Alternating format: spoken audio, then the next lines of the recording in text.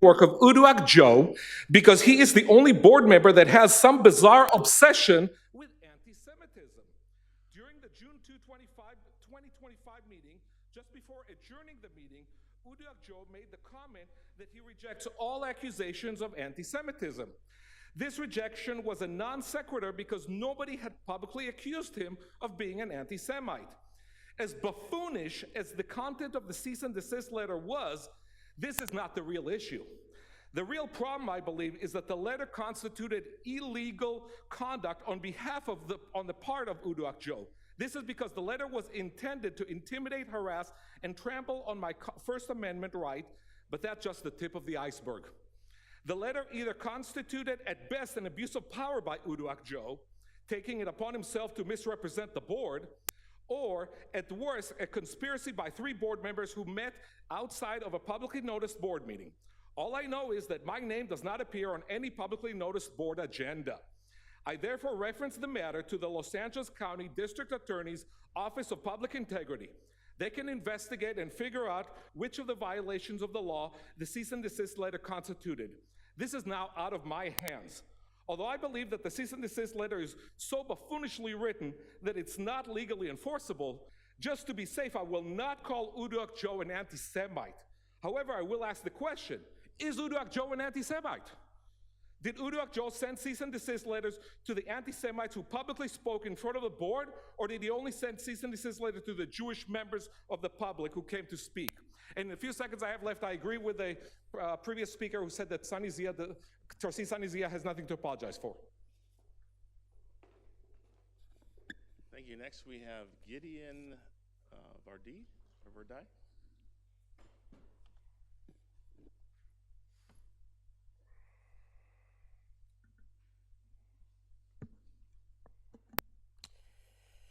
My name is Gideon Vardi, and I'm a proud alum of Long Beach City College, class of June 1972, and I call my home, Long Beach, my home. I care deeply about this institution because LBCC played a meaningful role in my life. Beginning with an associate in science degree, I later completed my graduate studies, ultimately earning a doctorate and becoming a court-recognized construction and safety expert. This college helped me shape my professional path, and I want to see it reflect both integrity and true inclusivity. I reviewed resolution number 121025C, and I'm troubled, not just by its tone, but what it signals about the board's approach to accountability, fairness, and respect for the community it serves. The resolution defends the board's past handling of the Jewish American Heritage Month by stating it was recognized in perpetuity and therefore did not require further action. But let me be clear, saying was honored for his leadership at LBCC and unwavering commitment to empowering unhoused and low-income students. This is an opportunity for trustees to give remarks, but also I'd like Dr. Munoz to give a few remarks, and then we'll hear from Edgar. Thank you, Board President Entek. All I can say is I am so tremendously proud of Edgar and his courage, and it's, I think, quite fitting that he's been bestowed the Courage Award because, as you know, Edgar has been so brave to share his own experience dealing with housing insecurity. And because he's been able to share his story, it's, I think, really empowered other students to come forward and get the support that they need. So Edgar, we are so incredibly proud of you. And with that said, I turn it back over to the board. Thank you so much. Edgar, would you like to share a few words at the podium?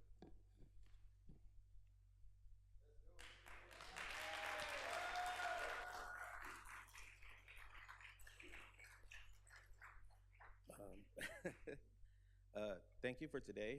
Honestly, I wouldn't be able to do what I wouldn't be able to done what I've done without my team. They helped me along the way. It was a really hard journey, talking about the worst time of my life, you know, and explaining it out there and putting it out there. And I really like to be thankful to Theo and Olivia. They really held me when I was down, and they really helped me back up. And thanks to the school, thanks to the Board of Trustees, thanks to Basic Needs, I got back up, and I'm doing better than ever. So I'd like to thank all of you, because without you, I wouldn't be where I'm at. So again, thank you.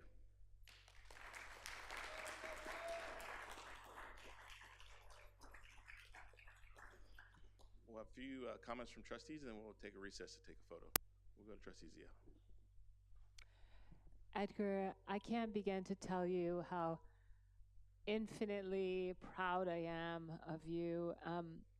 I am so grateful that I had an infinitesimal role to your success in the startup of Basic Needs and our Helping the Homeless Associate Group that we started, Trustee Baxter and I. And then with the leadership of this board and this superintendent over the past 10 years, we have been able to, well, there was boards before this board, get it to this point that students can feel safe, can be able to access basic needs and not be stigmatized. And I'm so proud of you for paying it forward by what you have done. I'm trying not to get emotional here too with varying degree of success, but there's not enough emotional granularity and language for me to express what kind of a pride and joy it gives me to see you succeed and students like you and make us proud in the community. Thank you. Thank you so much for putting this on the platform and giving more insight to other students.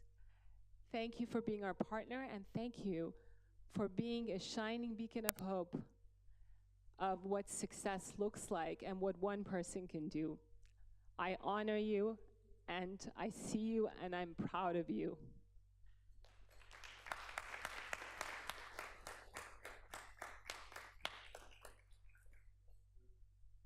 Trustee Malauulu. Edgar, I'd also like to echo my colleagues' comments and just thank you on behalf of our students.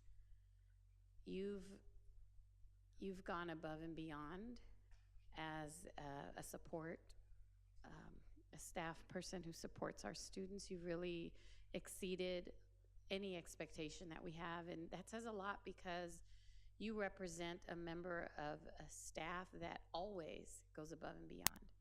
So we have staff that day in and day out goes the extra mile for our students. We see it, we hear about it. So for me to say that you've gone above and beyond with the staff who already goes above and beyond says a lot about you.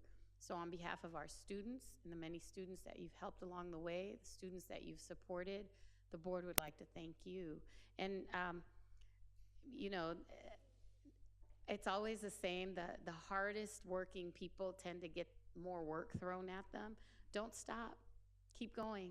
Do more, because you are the right person at the right time for that right position. So I look forward to what you're going to do next, because I know you're just getting started.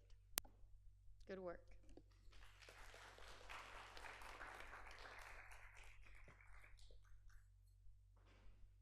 Student trustee.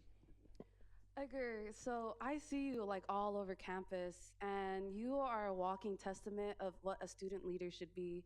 I don't know if everybody in this room knows, but Edgar actually started the Basic Needs Vaz Club. And because of that and all of the work that Edgar does and his experience that he has with homelessness, students moving forward won't have that same experience. And it's because of you, people will be able to be in a better position. And Edgar, I don't know if you know this level of appreciation people are giving you. Like, you deserve your flowers. You do more than what a lot of people do nowadays. And I just want you to know, me as a student, all of our, on behalf of our entire student body, like, we recognize you. We see you in the SJIC. We see you in Basic Needs. Anytime someone needs help with something, you're always there. So I just want you to know that on behalf of the student body, we really appreciate all the work that you do. And we're so excited to see and you continue that work. Thank you, Edgar.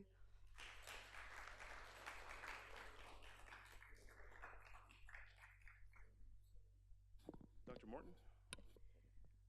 Edgar, thank you. I echo everything that has already been said, but I also would like to point out, because of your courage to speak up and go beyond. You're not only helping our students here at LBCC, but because of the additional, your story and how it's gone with the in the press, you're able to help students that are not only here but across the country, and that is a true testament to your nature and your giving spirit and your leadership here. So I want to thank you on behalf of the board for everything that you're doing, not only for the students here, but for the students across the country who need to hear the story, and in your example and your courage to continue on in everything that you're doing now. So thank you very much.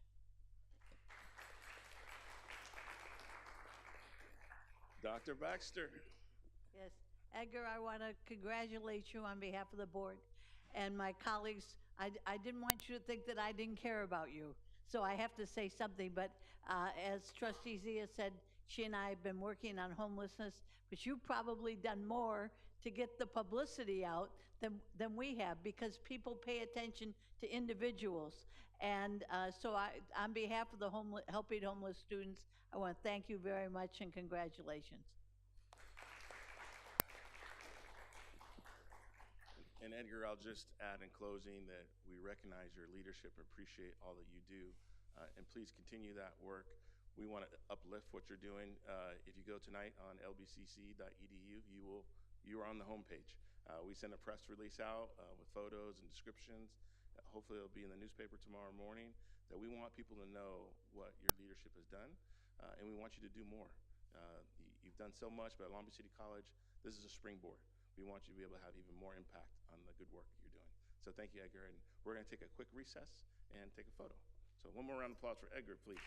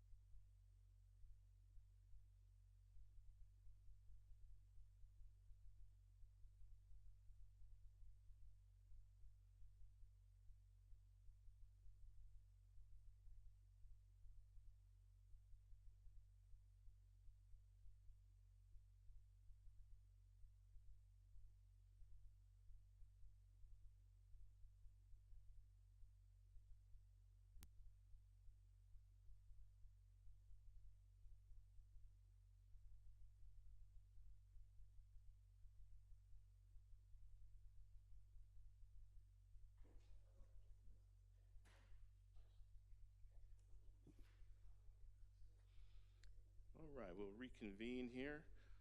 Moving to item 3.2, this is a resolution to request the naming of the Performing Arts Center and approval of an associated gift. And I'm going to ask Trustee Malulu to read 3.2 for us and introduce the item, as this has to do with West Long Beach.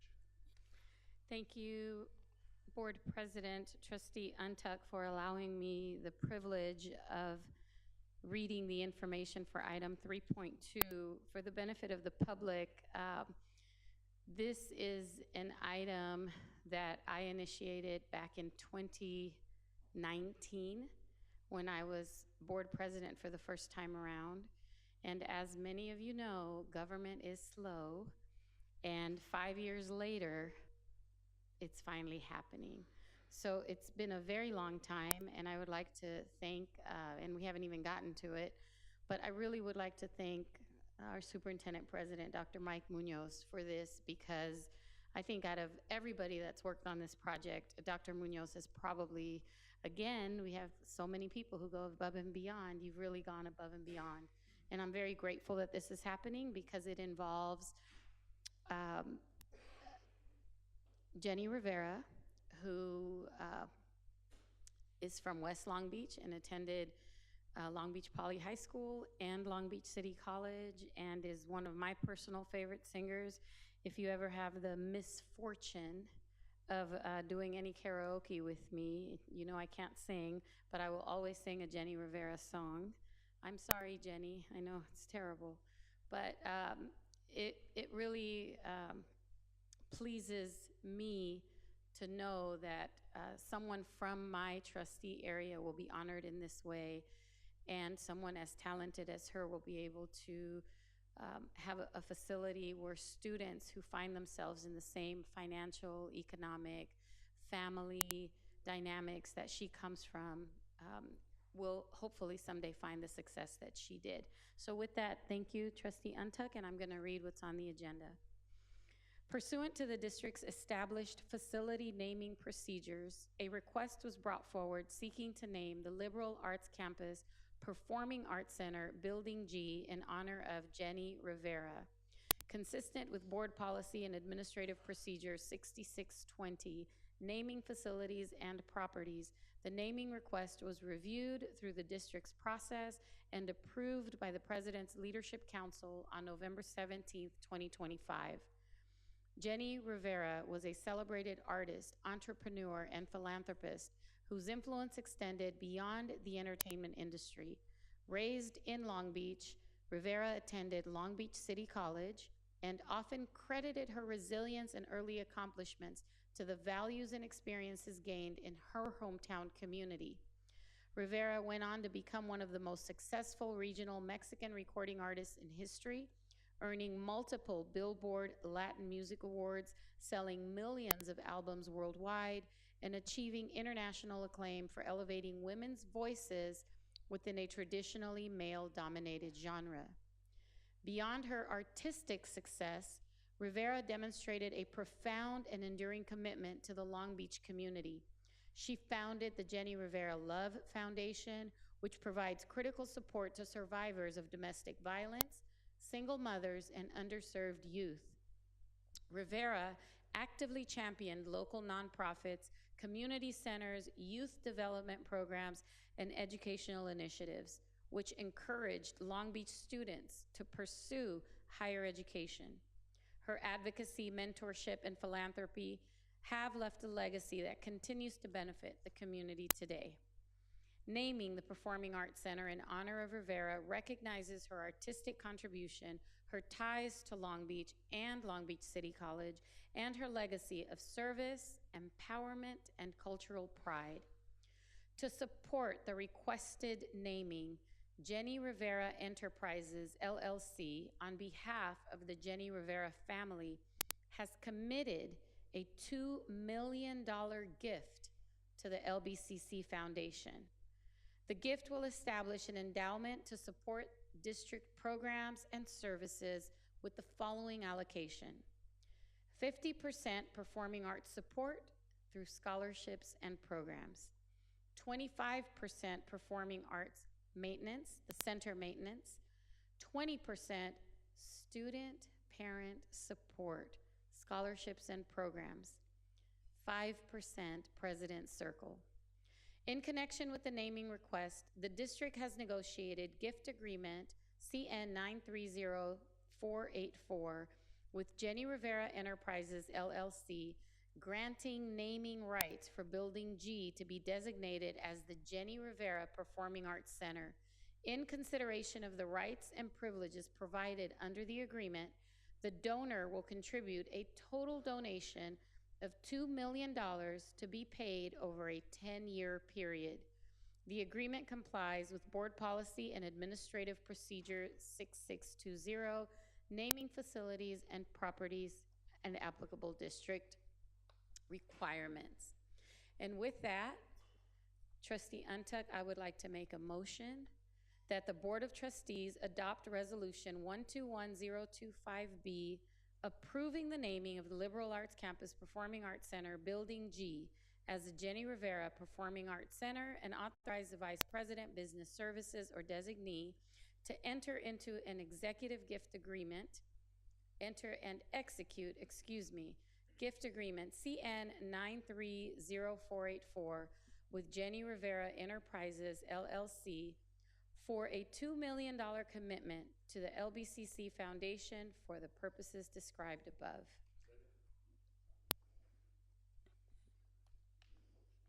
Yes, I did. All right. So it has been moved and seconded. Is there any discussion on the item? Trustee Baxter and then Trustee Zia. Yes. Those of you who know me, I know a lot about history. And I just wanted to say that Jenny Rivera earned a Rotary Scholarship while she was at Long Beach City College. And I looked up in all the programs just to check, and it's true.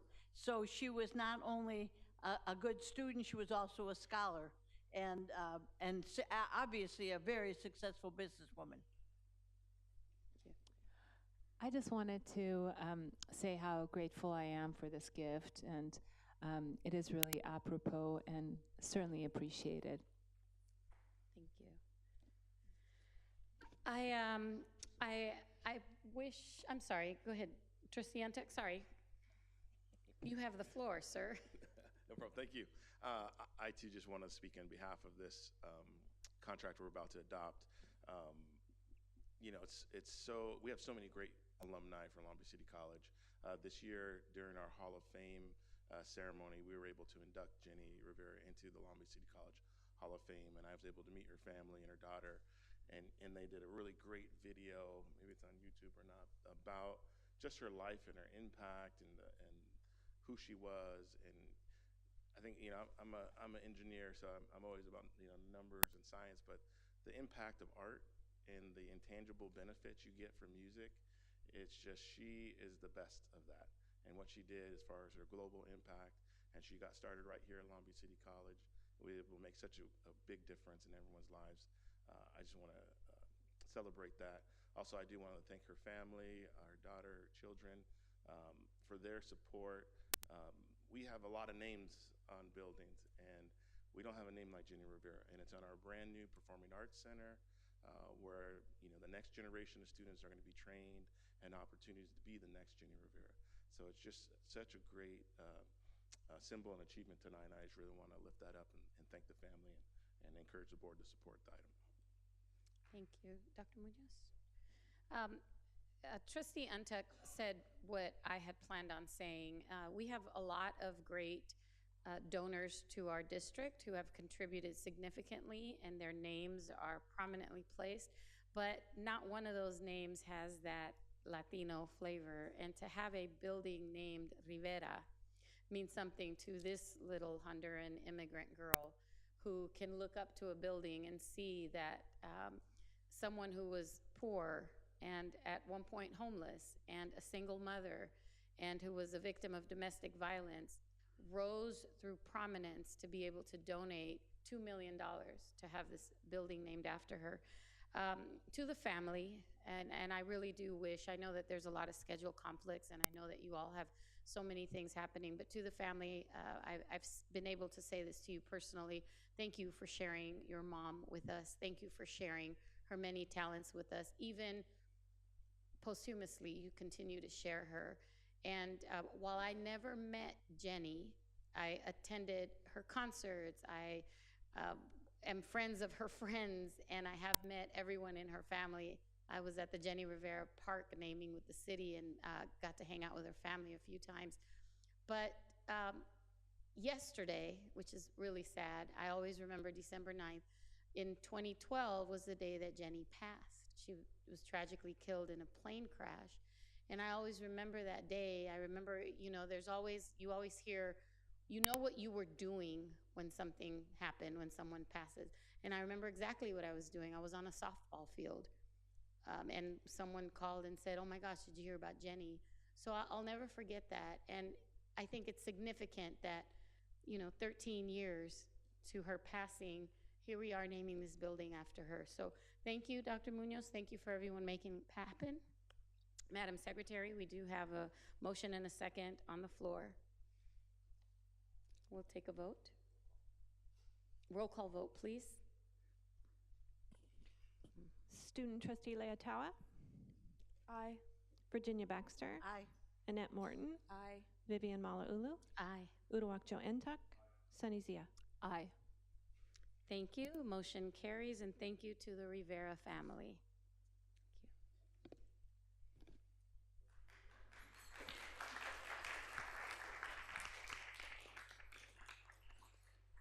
It's not every meeting we accept $2 million, so great.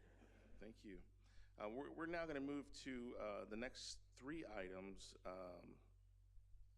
Well, let's see, we had 3.3. We're going to move up 10.2. Maybe we should do that before we move. Okay, let's go to 10.2 that we moved up earlier before we pass this off to Dr. Munoz for the following items. 10.2 is the LBCFA initial bargaining proposals to district, full contract renewal. Government Code Section 3547 requires that all initial proposals of exclusive representation in the district be presented at a public meeting of the Board of Trustees. The current agreement from 2023 to 2026 between the Long Beach Community College District and Long Beach Community College Faculty Association expires on June 30th, 2026. Accordingly, on November 24th, 2025, the district received the Sunshine proposal, with LBCCFA stating their intentions to address the articles listed below. Article 5, leaves, update and clarification on parental and pregnancy leave. Article 11, salary, competitive salaries and overtime with comparable colleges to attract and retain the best possible professors for Long Beach City College. Article 13, retirement options and benefits, equity and retirement benefits with other bargaining units. Lastly, a new article on dual enrollment. Define members' rights on dual enrollment assignments in accordance with Administrative Regulation 2003.3. The public will be given no less than 14 calendar days to review the proposal. As a result, the hearing for providing the public the opportunity to express itself on the LBCCFA initial bargain proposal will be held at the Board of Trustees meeting on January 21st, 2026, which at time will appear on the agenda for adoption by the board. This is not an action item, but it is an item we can discuss, and we do have one speaker, Ryan Carroll, with us, who had gave his card earlier, but is here now. Ryan, if you want 3 minutes to chime in. All right, thank you. With that introduction of the Sunshine Notice, there's not too much to talk about, right? Just as a preface for everyone, right? The contract gets opened once every 3 years for the full contract opening. This is that cycle in which we are doing it. We very much hope that we can finish negotiations by the end of this academic year so that everyone can get on with their lives with other things.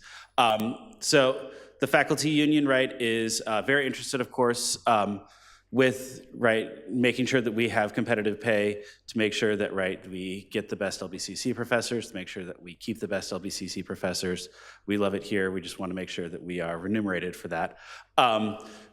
Because of the district's new focus on dual enrollment, we're very excited to do dual enrollment, but we just want to make sure that we have rights as we go out into those assignments. We want to make sure they're inside the contract so that they can feel that they have protection from the college, in these brave new worlds when they are sent out on assignment. Just for the retirement, many other bargaining units get 1 year of health benefits for every 3 years of service that they provide. For our faculty, it's only 1 year of benefits for every 5 years of service. So over a 30-year term, 30-year service period, that is 6 years versus 10. We just want to seek equity with the other bargaining units, or make progress towards that. And then leaves, we just have had a little bit of drama, and we'd prefer to do this through contract negotiations than grievances, right? Makes everyone look better if we define everything better in the contract so that our members, again, are protected, right? It's one of the few careers really that exist in the 21st century where people can really start a family, and we just want to make sure that that is still open to our faculty. And so we are very open to hearing public comment in the next Board of Trustees meeting. And with that, I release my time. Thank you very much. Thank you, Ryan. Any other comments? Seeing hearing none, we'll go back to item 3.3. And for the next 3 items, I'll hand it over to Dr. Munoz to chair the meeting. Thank you, Board President Ntuk. So it's my pleasure to introduce item 3.3, recognition of the 2024-2025 President of the Long Beach Community College District Board of Trustees.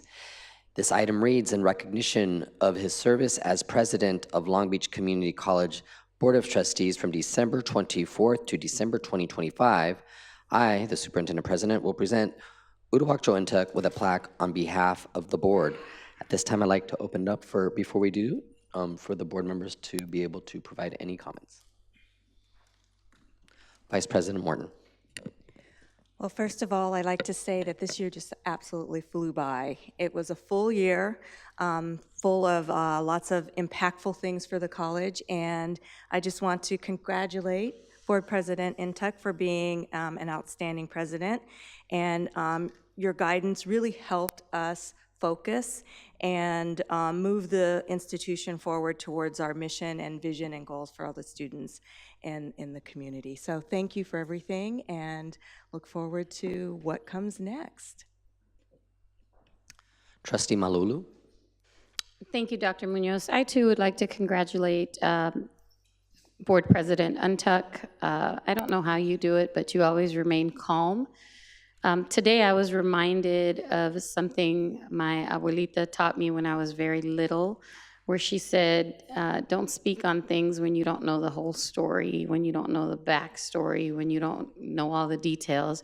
She said, just because you see something or you read something doesn't mean that that's the whole story.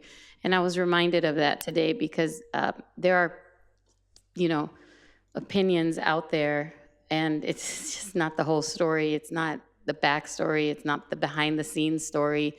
So I commend you, Trustee Ntuk, for your composure, for always keeping your cool. You're a better person than I am in that regard.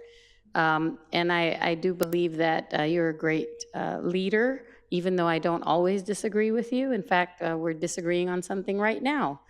And not this very moment, but, underlying disagreement. But you are always professional. And I think that shows in the way you raise your children, the way you lead your family, the way you are in the community.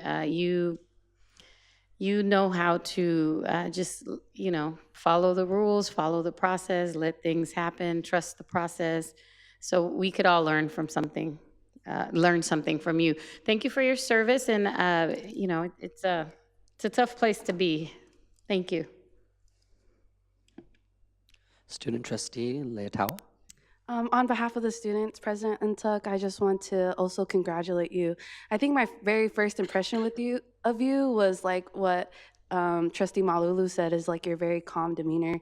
My first ever board meeting here, I was very nervous. And then you came up to me and you're like, you're doing great, just try your best. This is when the board docs post, like, you should do this and that. And your guidance and your leadership shows not only on the board, but it trickles down to the student body as well. Seeing on campus the type of waves and movements you're making within our students and our student body is something that I truly admire, and I hope to continue that your presence and your leadership is something that we can always have here at LBCC. Thank you. Great, thank you. So with that said, Board President, would you like to say a few words? I wasn't ready. Thank you to my colleagues, and thank you for everyone's support this past year. You see us on the dais here, but there's much more that goes into this role and our work beyond what we do once a month up here. I'm an Eagle Scout, and one of the things they teach you is to leave the place you found better, leave somewhere better than when you found it. And that's always been my guiding principle of what can I do to make Long Beach City College a better place, whether that's board rules or student trips or new policies for, or leading the bond measure campaign, so we can put an I Love LBCC statue outside. You know, all those things matter, but I think as a group, we've been able to focus on academic outcomes, making sure that we have fair compensation for our workers. I was counting it up, I've been on the board 7 years. It's a 34% raise has happened over the last 7 years since I've been here.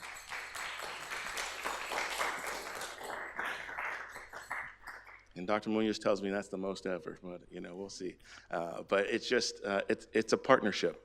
I don't do it alone. I thank my family, my supporters, everyone who comes to these meetings. I know sometimes we go long, but this is, to me, an exercise in leadership. I try to behave in a way that reflects to the students what leaders should do.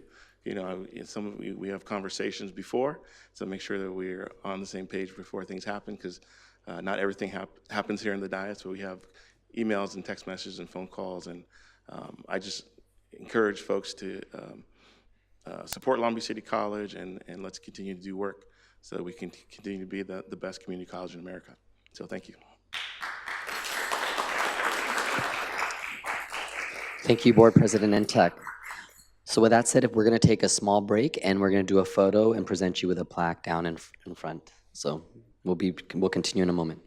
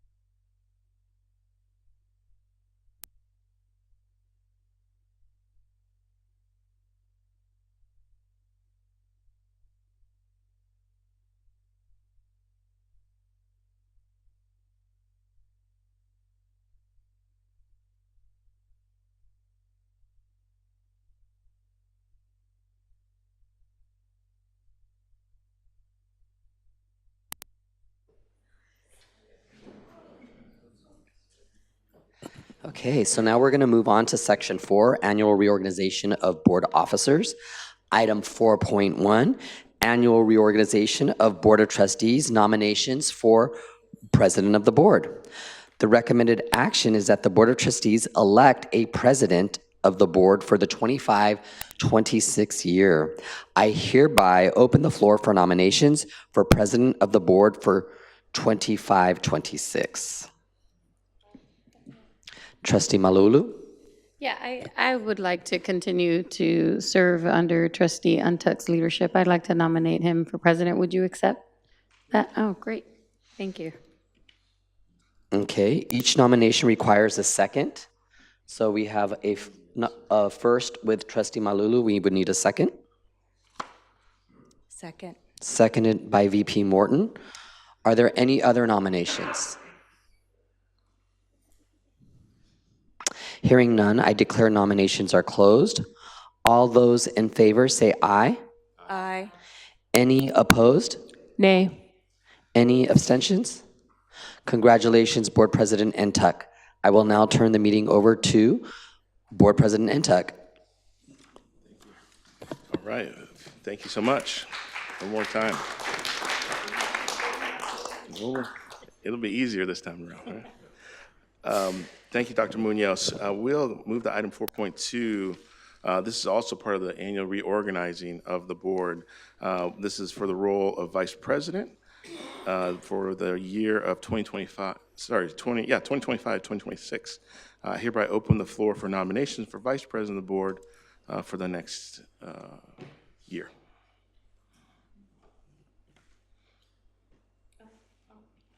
Trustee Malulu? If Dr. Morton would like to continue to serve, I will nominate her for another year as vice president.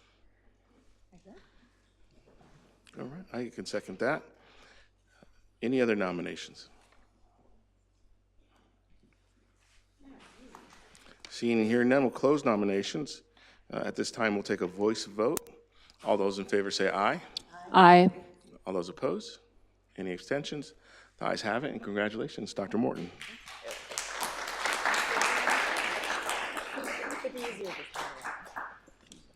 The next 4.3, 4.4, 4.5, and 4.6 are appointments the appointments of the board president, which we will do at another time. We're going to move to item 5 of the section here. I go to 5.1. We have ASB President Prince Bass to give his monthly report. Prince, come on up.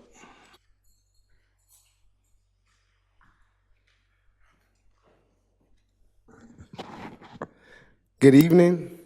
First, I would like to thank my Lord and Savior, Jesus Christ, who is the head of my life. Next, I want to thank Board President Ntuk, Superintendent President Dr. Munoz, trustees, administrators, staff, and the student body that I proudly represent. I want to begin with the words of our own mission statement, because this is the standard that we believe in. Long Beach City College is committed to empowering our students to become active, ethical participants in their learning, as well as in the democratic structures that give them voice and agency in shaping their society and world. In an environment that is caring, supportive, and inclusive, LBCC promotes equitable learning, educational achievement by delivering innovative, high-quality degree programs, certificate programs, holistic support services, and leading-edge workforce preparation for our diverse communities. That is a powerful mission. Tonight, I'm here to say we are plainly not living it. And before I go further, let me be clear. We are not afraid of any retaliation. We are not afraid of any cyberbullying, harassment, defamation by the Viking News, angry alumni, scare tactics, or even death threats. You have already taken the two most valuable things that students have, our time and our voice. Tonight, we're using both. In our nursing program, Black students are almost invisible. We have cohorts of around 50 students, and most years we maybe see 2 Black students go through the program. That's less than 5%. Some of our Black nursing hopefuls have 4.0 GPAs, and they're being told they're overqualified, that their grades are actually a disadvantage, and they might need to lower them to have a chance. These are often mothers, parents, juggling school, work, and childcare, doing everything they can to create a better life for their families. The lottery was a system that had no accountability, and now this new system just moves the needle and makes it even harder. When they finally lose hope here, they take on more debt at a private program or walk away from nursing altogether.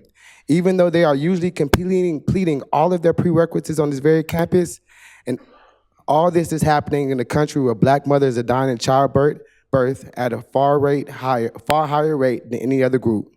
We do not need fewer Black nurses at LBCC. We desperately need more. This is not what equity looks like. This is not what diverse communities and our mission looks like. Next, I'm also here with a simple message.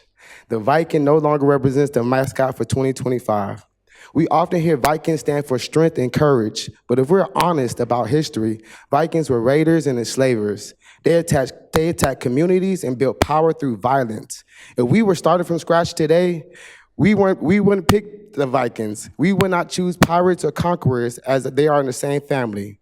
This directly clashes with the values the board has endorsed: diversity, equity, inclusion, belonging. Our students are majority of color, first generation, working, parenting, and many carrying trauma. Yet our main symbol is a hyper-masculine, Eurocentric warrior. It asks those same students to rally around an image rooted in conquest, and that is the opposite of a healing, trauma-informed campus. In a time where some Viking imagery shows up on hate flags and propaganda, keeping that mascot is not just a branding choice, it's a reputational risk and a message. Tradition matters, but a tradition that harms belonging is not neutral. Students are telling you that this mascot does not represent who we are now. Third, at the start of this semester, I printed and studied our Constitution before the students elected me because I owed them my best. This weekend at SSCCC Advocacy Academy, I went back to that document and compared it to the version that we are now being told to follow, a version that was silently and secretly amended. In the original version, Article 11, Section 1, Clause 3 clearly laid out the initiative and referendum process. It sets a clear timeline to validate petitions, limit advisor interference, and require the president to call a special election within 1 to 3 weeks once students met the requirements. By removing the only enforceable mechanism that compels elections, this change functionally disables initiative, referendum, recall, transparency, and representation. This is the same type of tactic that's used in election rigging. Remove the rules that force a vote, and leadership can silence whatever issue they want that they don't want to address. As a state, we just rejected Proposition 50 because of these similar tactics. And the most serious issue of all, there is no record of a constitutional amendment hearing, a public reading, a cabinet discussion, a student body voice, advisor disclosure, administrative review. This means this alteration was made silently, unilaterally, outside the amendment process, in violation of the Constitution itself. Such a change is procedurally invalid, legally unenforceable, and ethically unacceptable. We demand that you begin a proper public amendment process to rebuild the protections that were removed. Bring back clear timelines, limits on advisor interference, and guarantee special elections for initiatives and referendums. In the meantime, restore the original Constitution we started this year with. Immediately halt all adoptions of BPs and APs for the school year that affect ASB directly, as it is reactive and not proactive. 2, conduct a full investigation and audit, ordering independent investigators into the communications between advisors and ASB about initiatives, referendums, constitutional edits, review relevant meetings, please, for advisor interference, intimidation, and overreach. Share the findings with the board and the student body. 3, reassign the current ASB advisor. Given the repeated pattern of interference, intentionally stifling student progress, and changes made without proper student process, reassign the current advisor for the remainder of the semester, and appoint an interim advisor or a team that understands shared governments, respects student autonomy, and supports rather than controls leaders. President Bass. 4, President Bass, that's your time. If the board is open to it, to allow additional 2 minutes to finish what you have to say. are you open to Is it? that no objections? Okay. Please Thank continue. you. 4, fix nursing equity.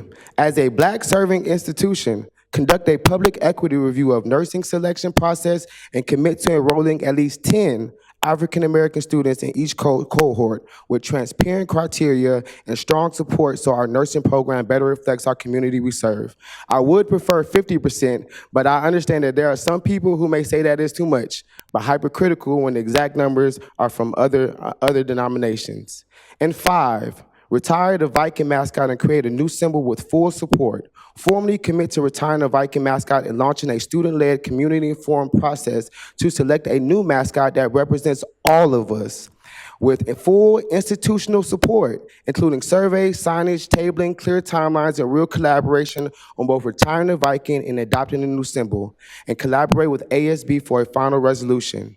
If our mission is to empower students as ethical participants in democratic structures, then we cannot keep silencing student voices, hiding constitutional edits, or clinging to symbols that harm belonging. We are not here to tear down LBC. We are here because we love this college enough to tell the truth and demand better. You have taken our time. You have tried to take our voice. Tonight, we are using both. I am asking you all to match the courage of that the students are showing right now. Listen, repair what is broken, align our actions with the mission that we proudly quote. Because before you have a government, you must first have the people. So tonight, the people are speaking. Thank you. Thank you.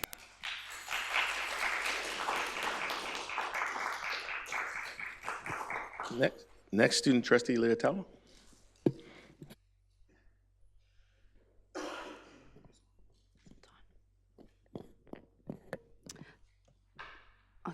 Talofa and Fakalofa Lahiatu, everyone. I can't believe we are approaching the last few days of the semester. This fall really had somewhere to be, but without further ado, here is my report. So for the beginning of last month, I attend and speak at the MANA programs and LBCC APID Student Club's Coconut Food Fest. This event was planned by the MANA Student Council, which are students who represent each of the respective Asian Pacific Islander and DESI student organizations. As I mentioned in the last board meeting, our APID students face distinct challenges and have distinct cultural strengths. Despite this, one thing that connects the APID and mostly all of our communities is food. We learned about different APID cultures through coconuts. So I just want to thank you, the MANA Team Program, and all of the APID student clubs for always finding ways to highlight and educate our campus community of who we are.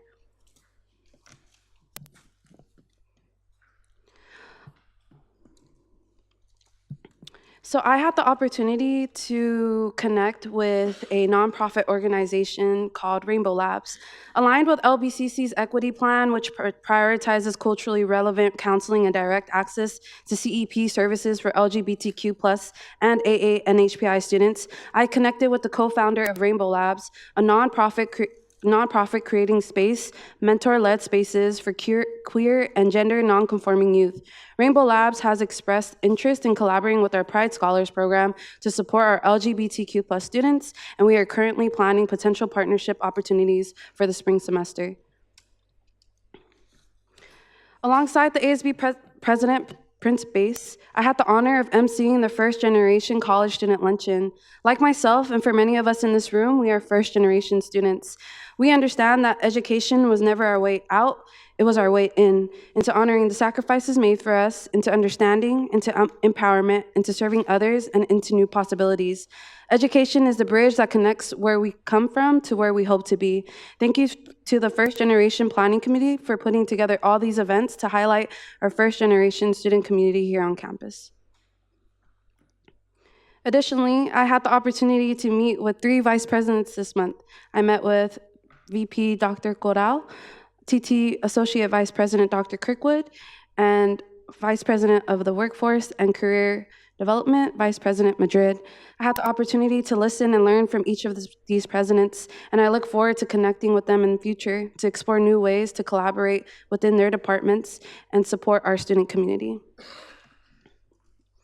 Last night, I had the opportunity to attend the LBCC nursing pinning ceremony, and I don't know about everyone else, but I shared it with Board Vice President Dr. Morton that I love commencements. I love seeing our students embark on one of the most pivotal moments of their lives, and not only seeing their families and how much pride and love they have in their graduates. If you look at the picture at the bottom right, it's like all of the students' families just taking pictures and taking so much pride and honor in their graduates. After the ceremony, I had the opportunity to connect with some of the nursing program graduates and their families. I wanted to give a special shout out to Jocelyn Loinga Tungalia, who was the only Pacifica student to walk during yesterday's nursing pinning ceremony. I personally love seeing the NHPI community in spaces where we are not a form of entertainment and even in sports. And it's very important for us to be in these different spaces where we're not usually seen and represented. To our nursing program, vocational and associates program, students, graduates, it's like your student speaker, Luz Moreno Ramos, shared. It may feel like the end, but it is the beginning of every life you guys begin to touch. Congratulations again, and go LBCC. As we are ending the fall semester, I just want to give my sincere love and appreciation to our ASB cabinet and board. Prince and I are usually the ones who get recognition due to positionality, but I want to just take this time to say thank you for all that the ASB has done and are planning to do for our student body. Thank you, ASB.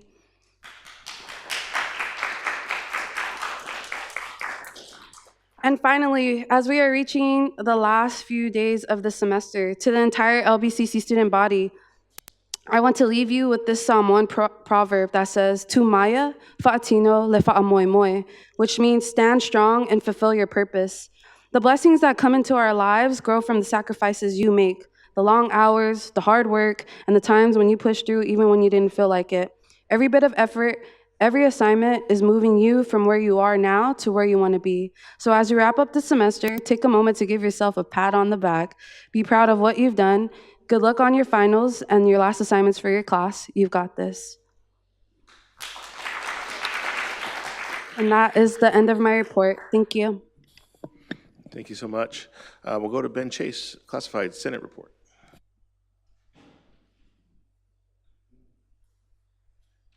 Thank you, Dario. As you can see in front of you, you see CC Sadler there in the center. I just want to read what, if you can't see this at home, it's full hearts. Nothing is better than spending time with the LBCC family. We recently had the groundbreaking ceremony, and the reflection and hope is how CC and I were talking about it, that it's beginning of a new era. As you can see, the pit was the thing that we were almost enamored with for it, because that was where we all registered for classes back in the day. As you can see here is my colleague, as a shout out to her, Camille Bolton. She was setting up the Building E ceremony. Here you see the International Cultural Fest that was held on November 19th. It was a very busy day that day for it. And you can see in the background there, Dr. Nina Richardson, my colleague in Enrollment Services family. And so I want to thank her for hosting an amazing event. As you can see here is our family in action. This is Brenda Ramos's family. It's her son and her two daughters. And I'm going to save their names for 1 second just because you're going to see something start when we get to the next slide for it.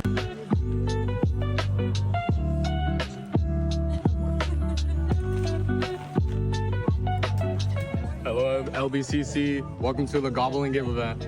LBCC is celebrating basic needs giving with our Gobble and Give event, a moment to support our students and our community. With free food resources available, we're here to make sure no student goes without. Together, we lift each other up. Go LBCC. And why I saved the name is that is Alexander Brennan's son. He is not a student yet at Long Beach City College, but he was there supporting and helping out and being our focal point. Here again, you see Camille doing the behind the scenes before the president's open house party. And I want to say thank you again to her for that, as well as doing everything for today's retirement party for CC Sadler as well. Awesome opportunity. Thank you, Dr. Munoz, for having that. You got to see, we got to take a pretty good classified family photo at the event, and I appreciate everyone that was able to make it out. We did miss some of the folks that were there. We just took a photo early in the thing because we had a colleague returning. And as I spoke earlier, I wanted to show some more photos and share more love for CC. Embarrass her right now for this. I'm forever thankful for the moments we share, and I'm critical in how I said that because I'm not saying it's done.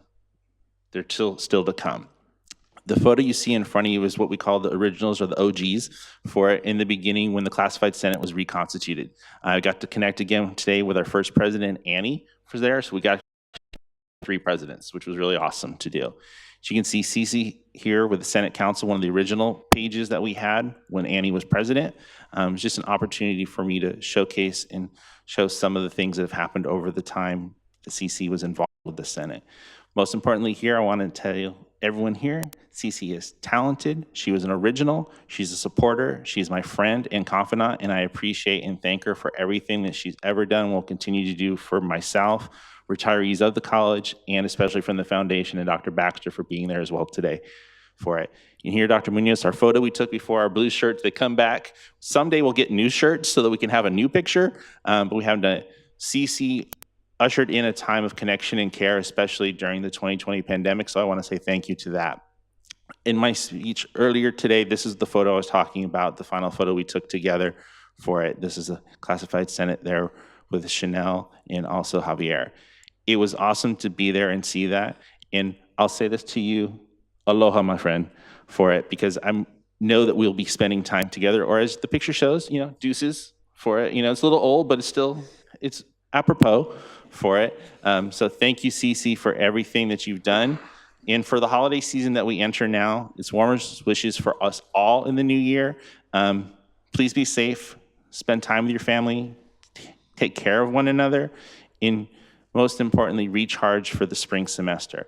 This is a super important and awesome photo that I was asked to take, which I was very appreciative of. Feliz Navidad, Prospero Año y Felicidad. I say that as my friend Jose Feliciano, who I met when I was all of 9 years old, took me into his recording studio and shared with me the song and how I made it. So happy holidays from all of us. In the picture you see from the executive cabinet for it, the assistants, Haley, Natalie, Juliet, Kim N, myself in there, Kim C, and Lauren. I kind of thought it was Santa and his elves, because when they asked me to do it at first, I was like, okay, is it because I look like Santa with my beard right now as we're doing it? But I appreciate them all, so thank you very much. Thank you, Ben, and congratulations, Cece. I think you were doing the USC Fight On, right? Was that what the... Thank you again for your service. Let's give Cece a big round of applause in her retirement. Thank you.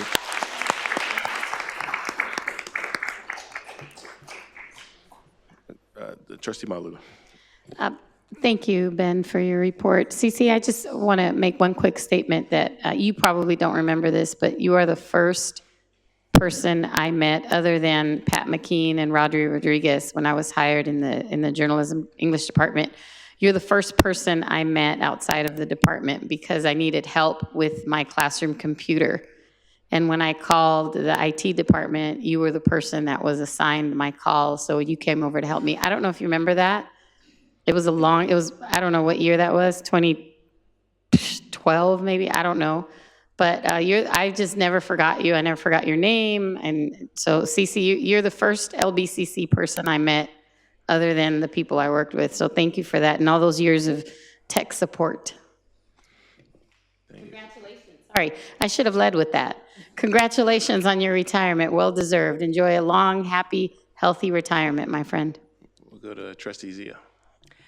Hi, Cece. I am so happy to have had the opportunity to know you for all these years. You were the first person that welcomed me in 2014.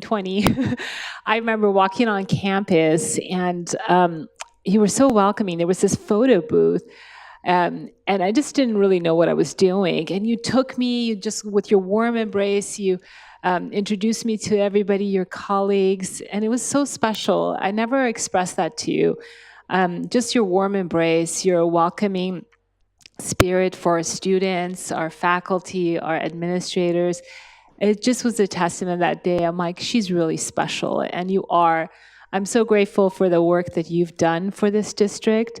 I'm excited for you. I can't wait to see what kind of opportunities and adventures you have coming up. But I'm sure we're going to hear from you or see you, follow you, live vicariously through you. So big mazel tov, big congratulations, and I look forward to hearing about your many exciting adventures to come in retirement.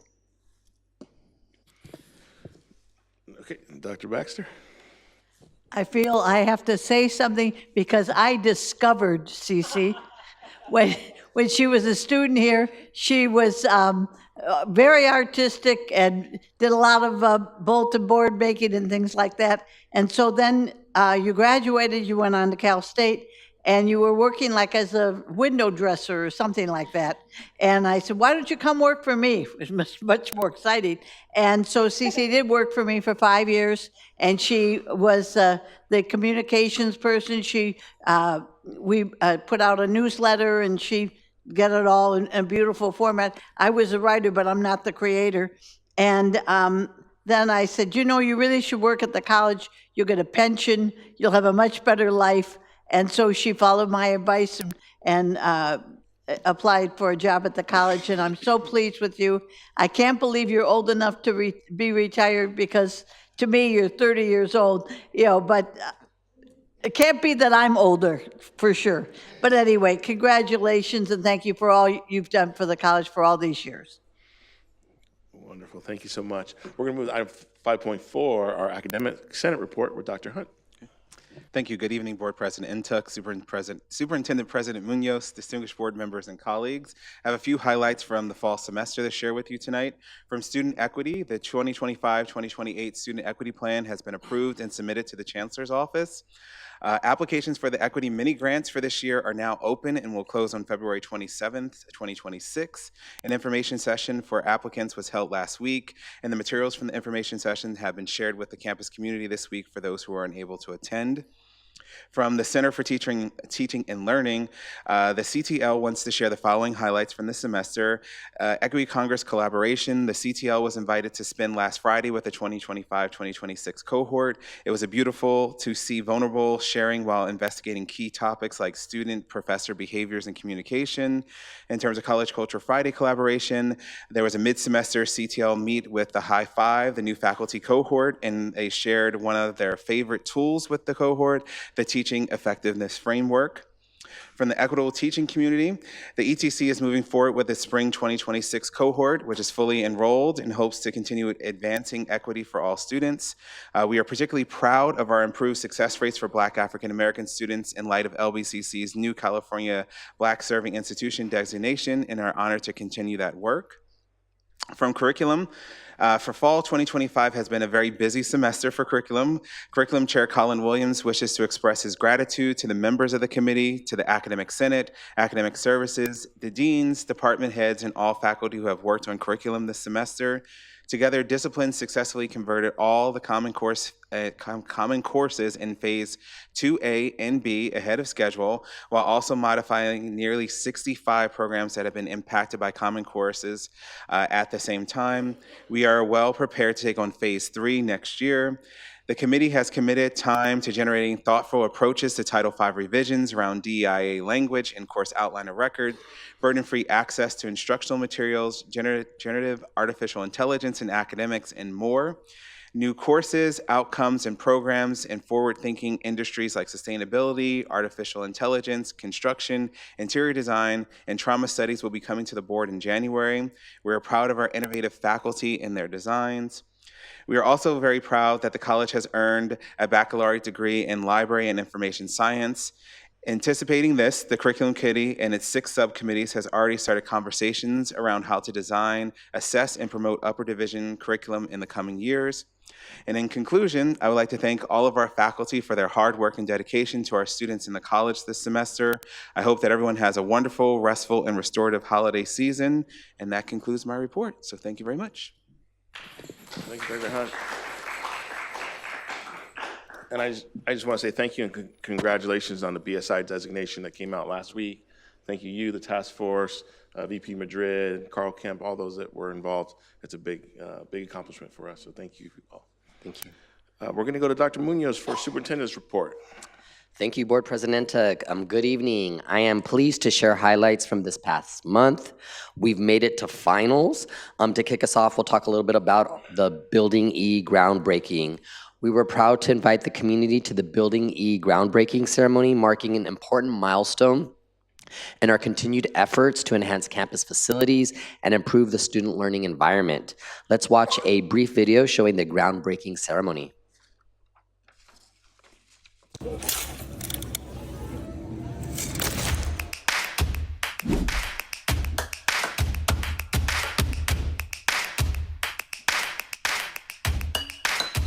Hey LBCC, welcome to Building E groundbreaking event.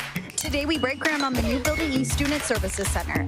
This project reflects the strong leadership at Long Beach City College and the partners who helped make it possible. Together, we're building spaces that elevate our student community and their path to success. Go LBCC.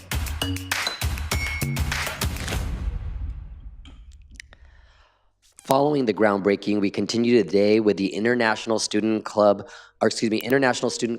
Festival, which brought our campus and together to celebrate global cultures and the vibrancy of our international student community. The events featured cultural performances, food, and activities.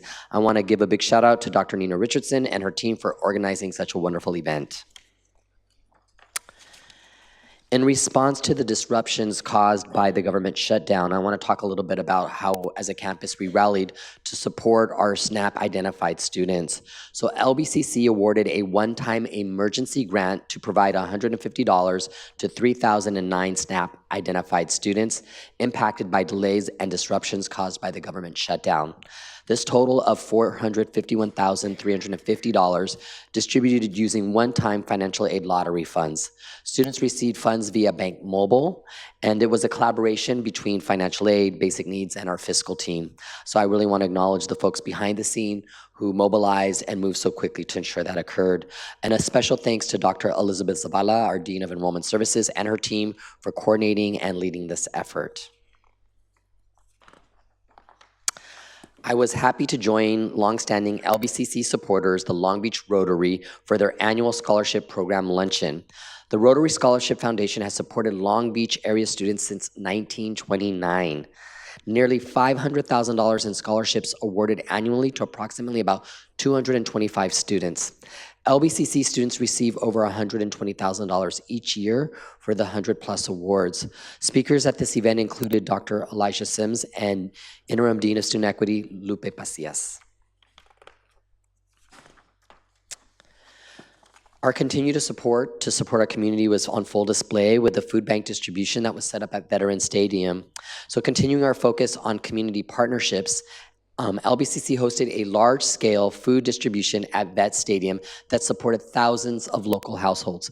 The event was held on Friday, November 21st in partnership with the LA Regional Food Bank, Supervisor Janice Hahn, and Mayor Rex Richardson. We served over 4,000 households who came through the drive-through distribution, and 200 volunteers contributed, including our very own trustees, Board President Uduak-Joe Intuk, Board Vice President Dr. Morton, and Trustee Mala'ulu. We have a highlight video to show that really captures this great event. Hi, I'm Board President Uduak-Joe Intuk. We're here at Long Beach City College Vet Stadium for the free giveaway for food for LA County right before Thanksgiving. Today at LBCC, our food drive brought the community together in a big way. Thank you to all the incredible leaders who showed up to support our students and families. Your presence truly makes a difference. Together, we're keeping Long Beach nourished, supported, and strong for the holidays. Go LBCC!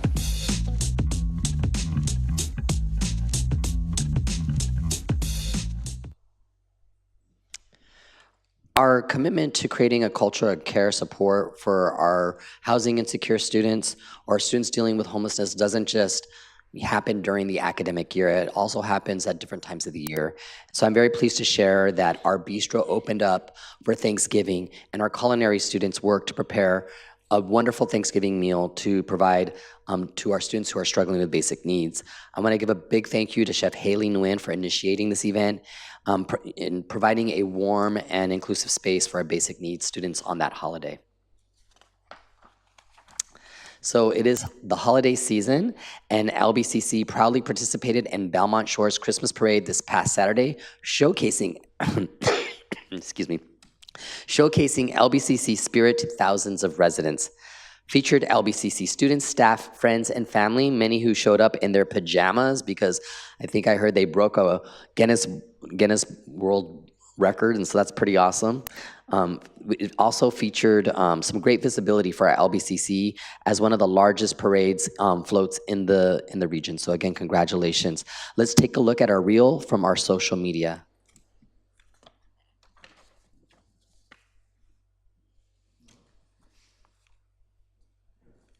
No reel? Okay, we're gonna go on to our next. As you heard earlier, we recognize Edgar Rosales for the Courage Project Award, but I wanna go into a little bit more detail. It was announced formally yesterday that LBCC student Edgar Rosales was selected by the Courage Project Award to receive a $25,000 Pay It Forward grant.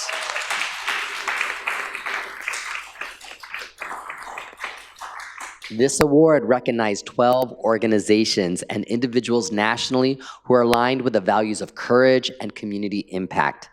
Edgar selected Long Beach City College Foundation to receive the $25,000 donation so that other students in our Safe Parking program can receive assistance. Again, thank you, Edgar.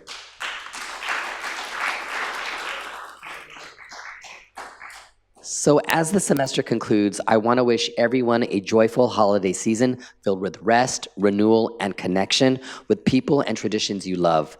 I'm grateful for the dedication and resilience of our LBCC community. I know this year has been very tough. It's been very difficult, a lot of severe impacts on our community, and we stand strong together. I look forward to starting winter session and spring semester with you all, and just know that your LBCC family is here for you.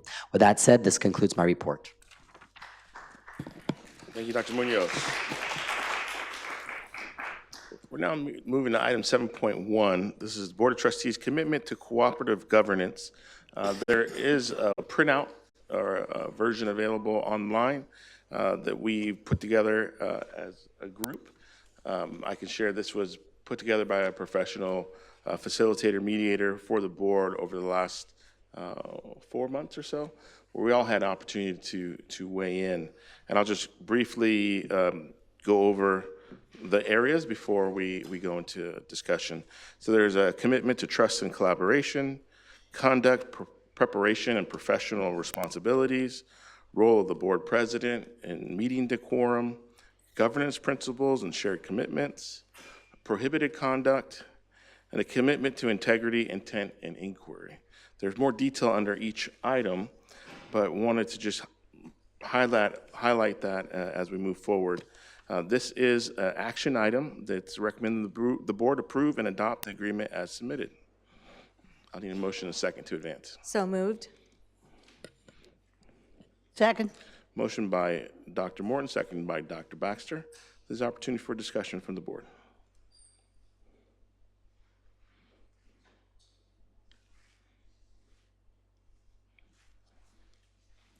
Dr. Morton. Thank you, Board President Intuck. I think this is a good document, and it really outlines the key components for the self-governance, cooperative governance of the board. It particularly calls out the areas that are key: commitment to trust and collaboration, which is something that is the foundation of what we need to do together as a board. Any other trustees? Seeing and hearing that, I'll just make some final comments.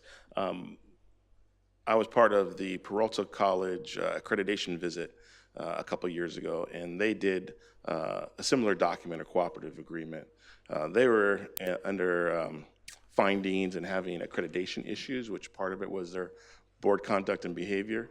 And so that was an example or a model that we worked off up from Northern California as our model. But this was a collaborative effort. Everyone had an opportunity to put in. I hope when we adopt this resolution that we'll be able to put it on the agenda. Instead of having the mission and vision statement, we'd have this on the agenda for every month to remind us again why we're here and what we all agree to as board members. What we do matters. Our conduct is modeled by the students and the community. It's important that we take a declarative statement of how do we approach matters and how do we uphold ourselves. Under the accreditation standards, we can only govern ourselves. We can only keep ourselves accountable. Nobody else on campus can take action against the boards of the board for itself. And so this is part of our self-governance, but also our accreditation standards compliance.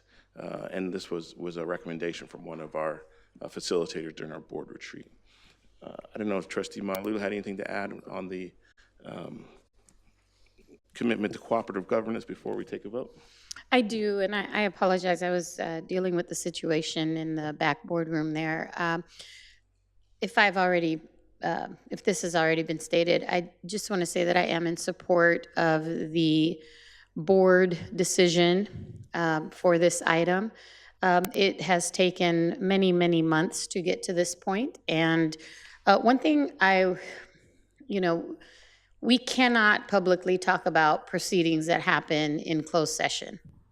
We are legally prohibited from doing that. And a lot of decisions that are made behind closed sessions are not made or taken lightly. They're actually weighed, and they're decisions that we have to deliberate both internally and as a body.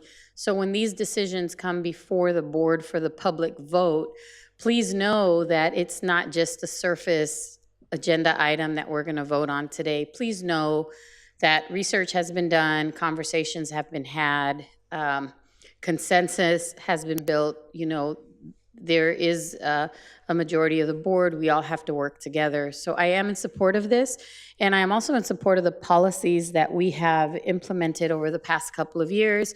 In fact, it was Trustee Untuck, the first time he was board president, who initiated board policy because he saw the need with the conduct on the board and the overall decorum of some of the behavior. And that was something he initiated that made our board better.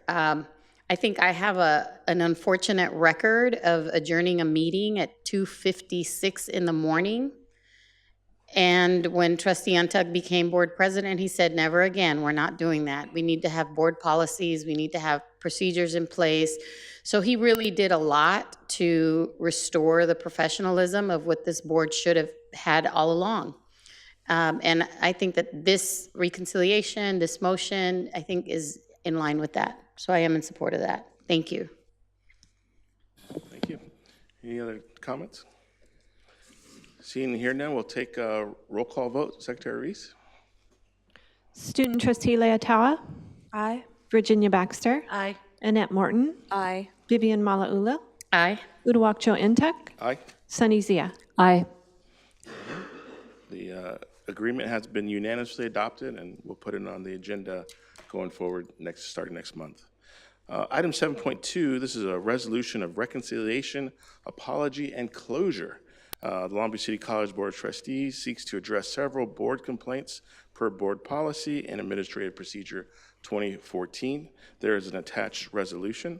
This is an action item. We'll need a motion and a second to advance. So moved. Second. Moved by Trustee Malauulu, second by Vice President Morton. Any discussion on the item? Trustee Zia? Yes, thank you. I would like to speak to members of the public directly. I want to speak to you from my heart as your elected representative of Area 3 for the past 11 and a half years.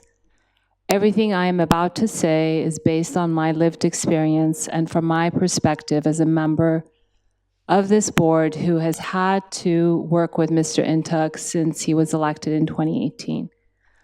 He has played politics, threatened my ability to serve my constituents, played a key role in censuring me and in the board's decision to sue me. This resolution is another example of Mr. Intuck playing politics yet again and trying to harm me. We brought a mediator to work out the issues between Mr. Intuck and myself, but Mr. Intuck would not take any responsibility for his conduct. This resolution is not what we had agreed to. Instead, it is full of falsehoods. For example, I have never called Trustee Intuck an anti-Semite or anti-Semitic as the resolution purports. You can verify this by watching the May 2025 meeting. The resolution also misrepresents my attendance and notifications. The only time I have ever missed a meeting was in September 2020 when I was in a coma. And in May 2025, I left the meeting early because I felt ill. Nor have I displaced staff, such as in the Carpenters event, as alleged in this resolution. Members of the public, Mr. Intuck has threatened me that if I don't apologize, he will lead another effort to censure me and sue me again. I cannot and will not apologize for things I did not say or do and are false as suggested in this resolution. You elected me to represent you, safeguard your hard-earned tax dollars that helps fund our college district, and to fight for our students. I am proud to have worked for you for nearly 12 years to fulfill that mission and refuse to play his political games, nor to cower to threats or be bullied, especially as a woman. I will continue to focus on my commitment to you and the students. I invite Mr. Intuck to do the same.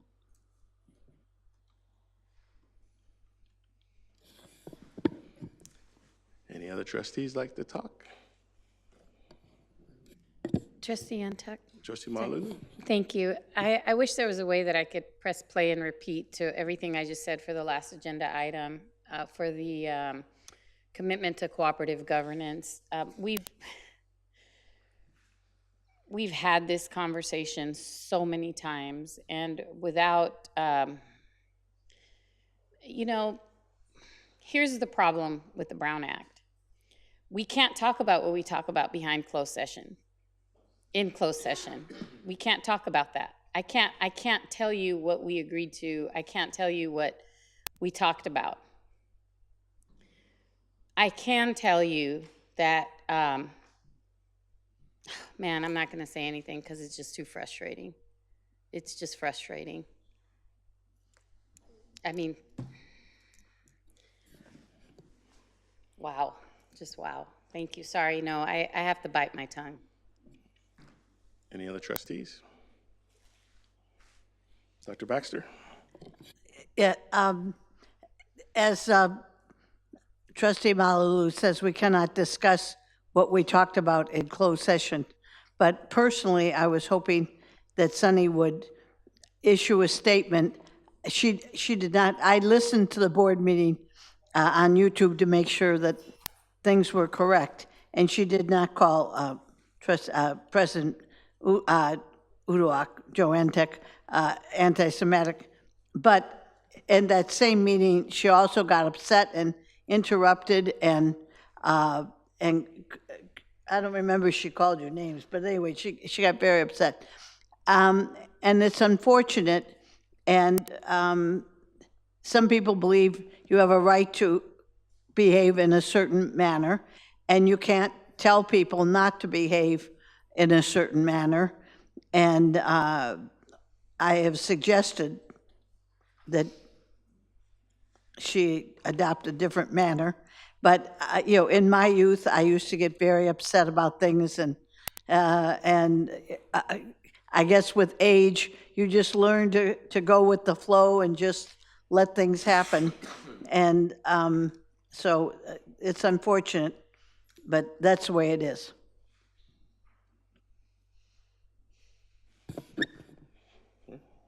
Dr. Morton?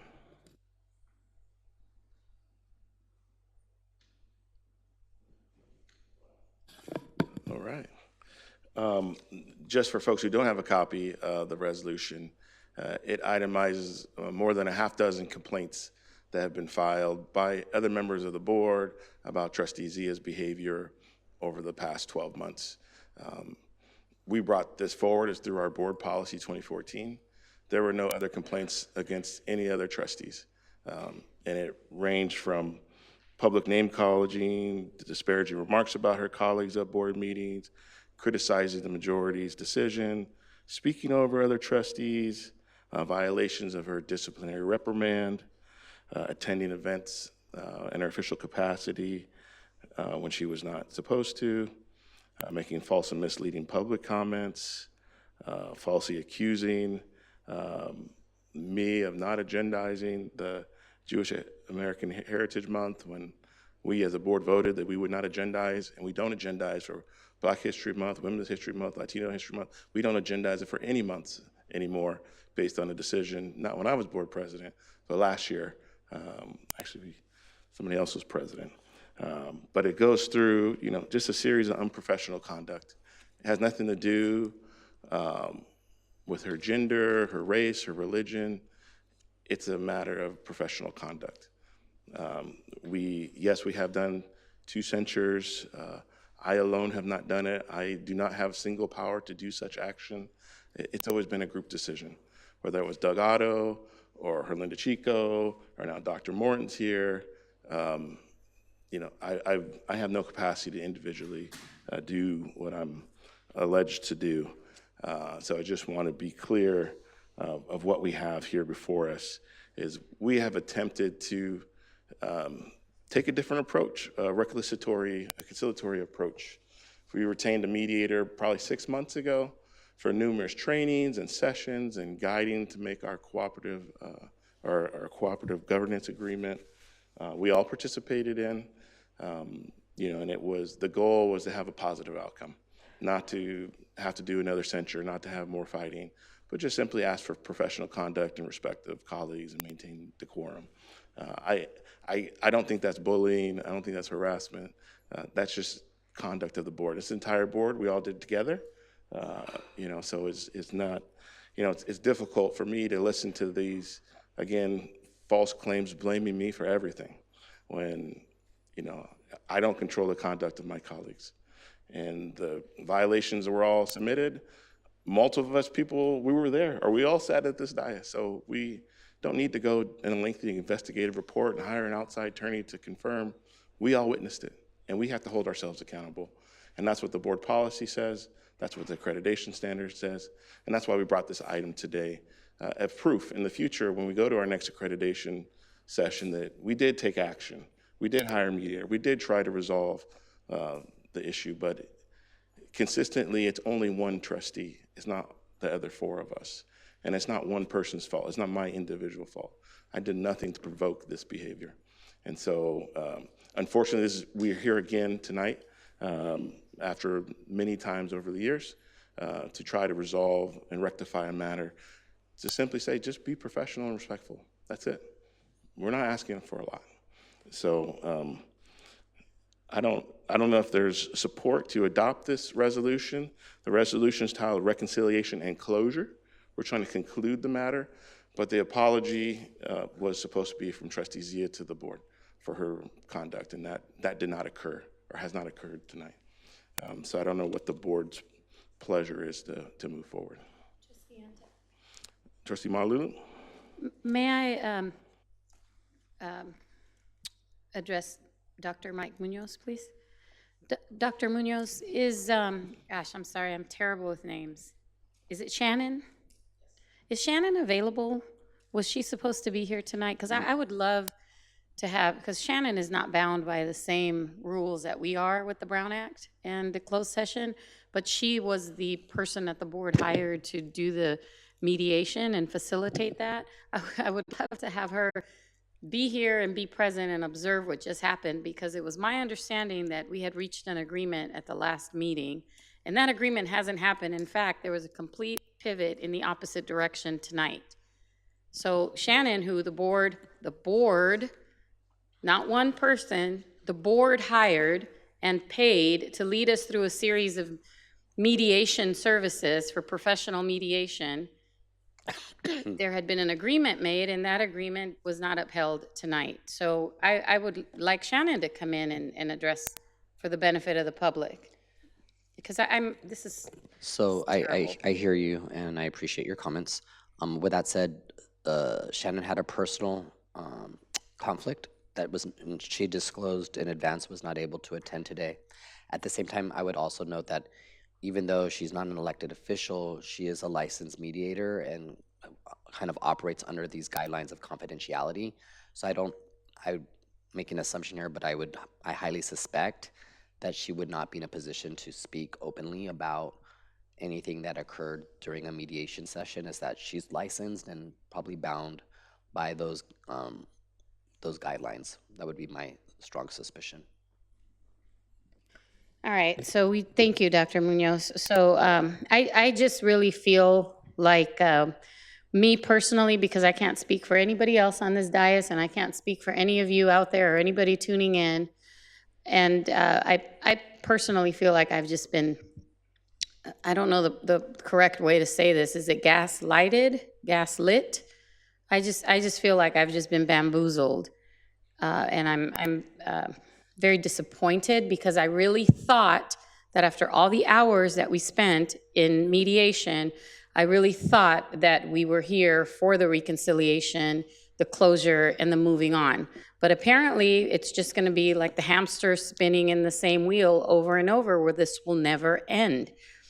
This will never end. The personal ownership, the personal responsibility, we all get, it just will never end. So until the next circumstance, until the next outburst, until the next mediation, until the next promise, empty promise with no intention of fulfilling it, I guess we'll be revisiting this again.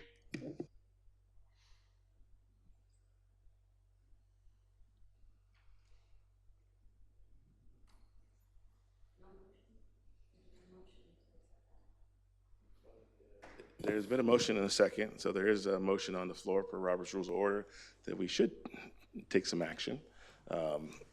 We can retract the motion and second and move on from the item. We can take a substitute motion on the item. We can vote down the item and move forward. You were the maker of the motion with a second by Dr. Morton.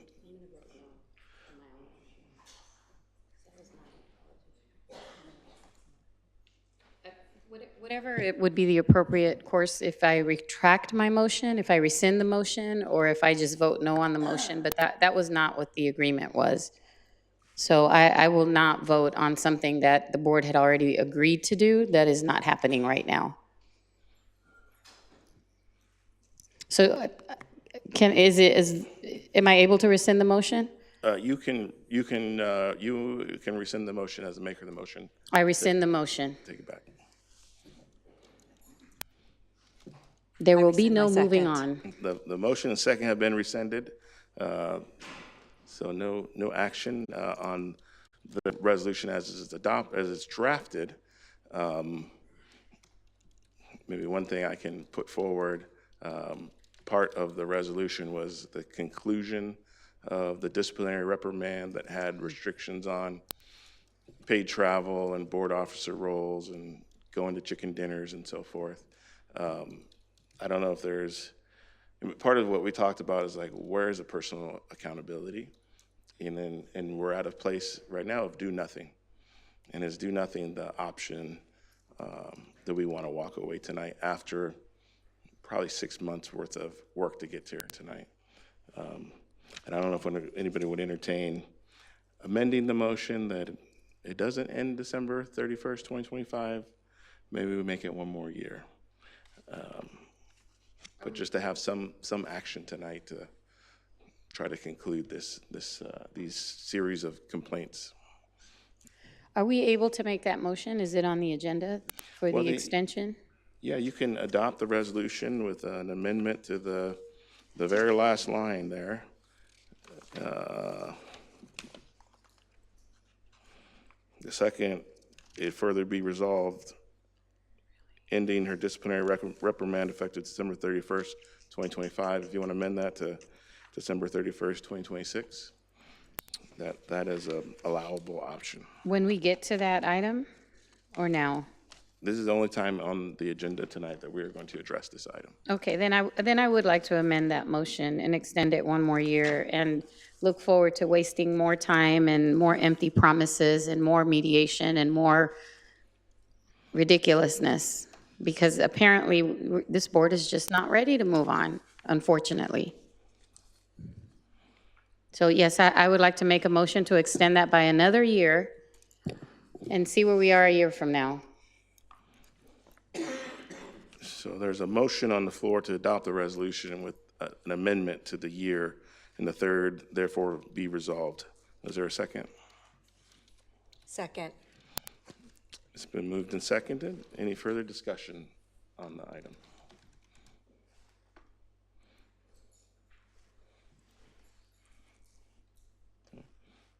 Dr. Baxter? Yeah. I'm not going to vote in favor of this because I voted against the other two. I believe this is a personality situation, and I know that what has happened has not been nice. It hasn't been polite, but I don't think it's equivalent to a censure. Just to clarify, the censure is not for consideration tonight, or that was not the motion. So what are you going to do for a year? It is and isn't. Part of the last censure was a disciplinary reprimand where there were privileges taken away for a 3-year time period that was scheduled to end at the end of this month. That's not the censure. It's the reprimand portion of it. Yeah. It's basically, you're losing your recess if you were a kid at school. Trustee Zia? I'd like to apologize to the members of the public for the conduct of some of the members of this board. You're the ones who are owed an apology for personal politics and sound bites and getting points. You didn't elect us for this type of frivolity. If the resolution did not have falsehoods, I would have gladly done my part. Mr. Intuk has not taken responsibility for his portion as the mediator, and I and him agreed to. And that is why I cannot, in good faith, vote for something that has falsehoods and is asymmetrical and is designed to embarrass me politically and harm me. I won't. And I won't apologize for things I did not say or do, as I said earlier. You're the ones who are owed an apology for wasting your time with this frivolity. And I'm sorry to you, members of the public. My focus is you and students, period.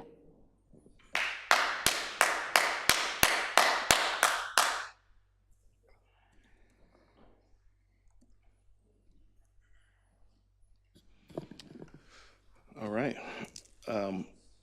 I'll just, in closing here, say the resolution captures the complaints as submitted in the documents that were sent over by the different trustees over the last 12 months. So, and they were actually very much watered down.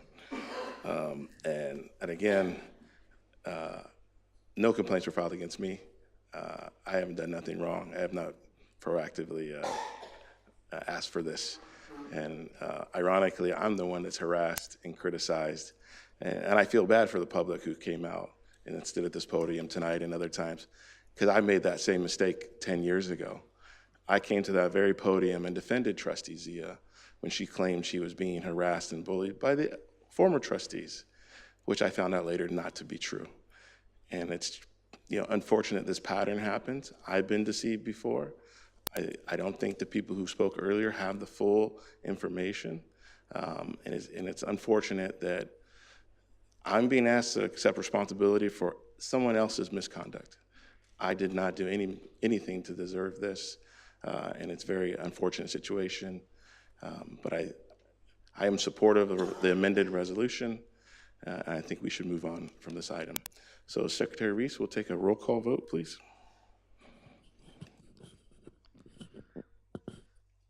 Student trustee Leotawa. Abstain. Virginia Baxter. No. Annette Morton. Aye. Vivian Malauulu. Aye. Uduak-Joe Ntuk. Sunny Zia.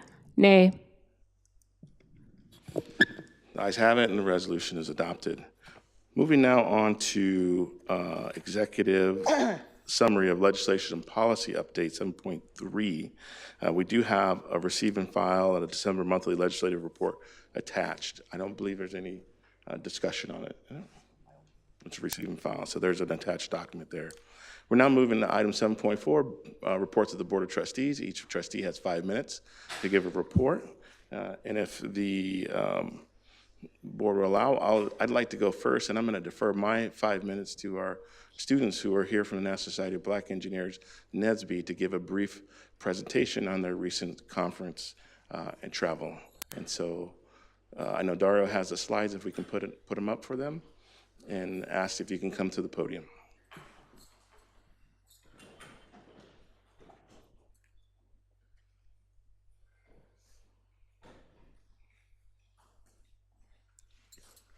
Good evening to the Board of Trustees, President Ntuk, Dr. Munoz, and all of you all. We really appreciate you all having us tonight. You so graciously helped us to travel to Oakland this past month for the Fall Regional Conference with the National Society of Black Engineers. And we just wanted to show you how successful that conference was and, show you how much of an impact this has had on us so far. So without further ado, to introduce NSBE as an organization.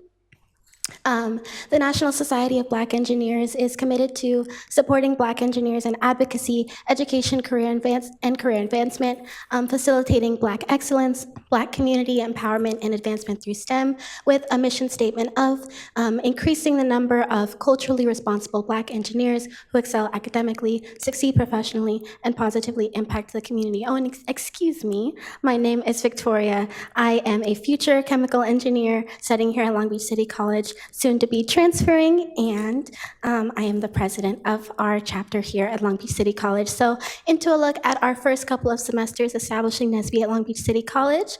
The 2024 and 2025 year saw a lot of growth. We were able to have some speaking panels and events just to kind of get us all together, get some support and rally some recruitment. And this year we've done so much better. We've had a lot of amazing engagement, and we thought it would be a lovely opportunity to travel to the Fall Regional Conference and have this opportunity to really help establish ourselves.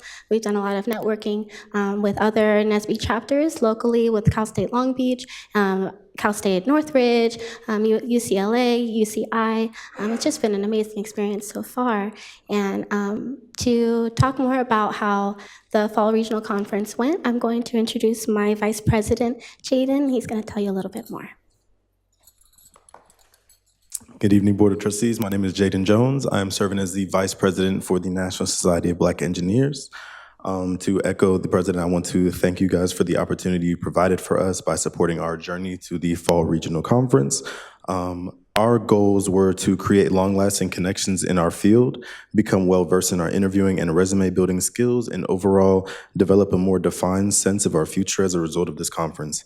I believe that we were able to not only achieve these goals, but exceed them, as all of our members were able to foster over 40+ connections, with me personally connecting with over 70+ members and professionals. A few of our members were also able to secure interviews and internships with some of the companies attending this conference, which will certainly be beneficial for their individual futures in the field. We were also fortunate to be able to attend many of the workshops as well, including an academic tech bowl in which Prince and I were able to place top 4 out of the 12 teams allowed. We also were able to attend several resume workshops, business creation workshops, and networking workshops. Overall, I am certain that the experiences and connections that we received will prove invaluable for the impact we intend on making on behalf of Long Beach City College in the world of engineering. Thank you.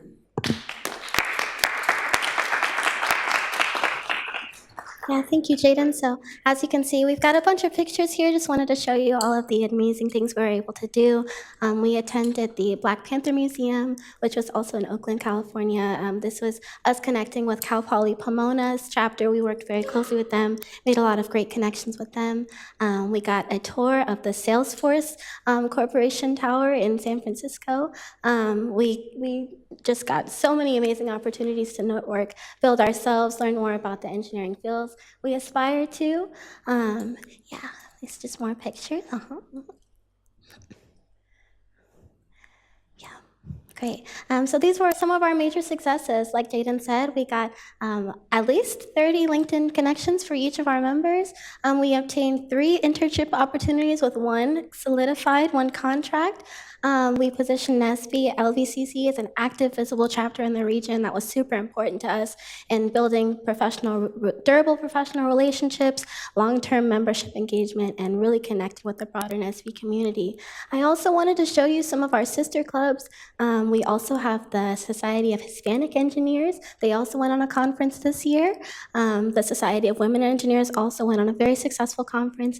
And then the Engineering Club successes, I wanted to bring on one of my other engineering students who would also like to talk about their clubs and how well they've been doing this year. Yes, hello. My name is Gustavo Santana.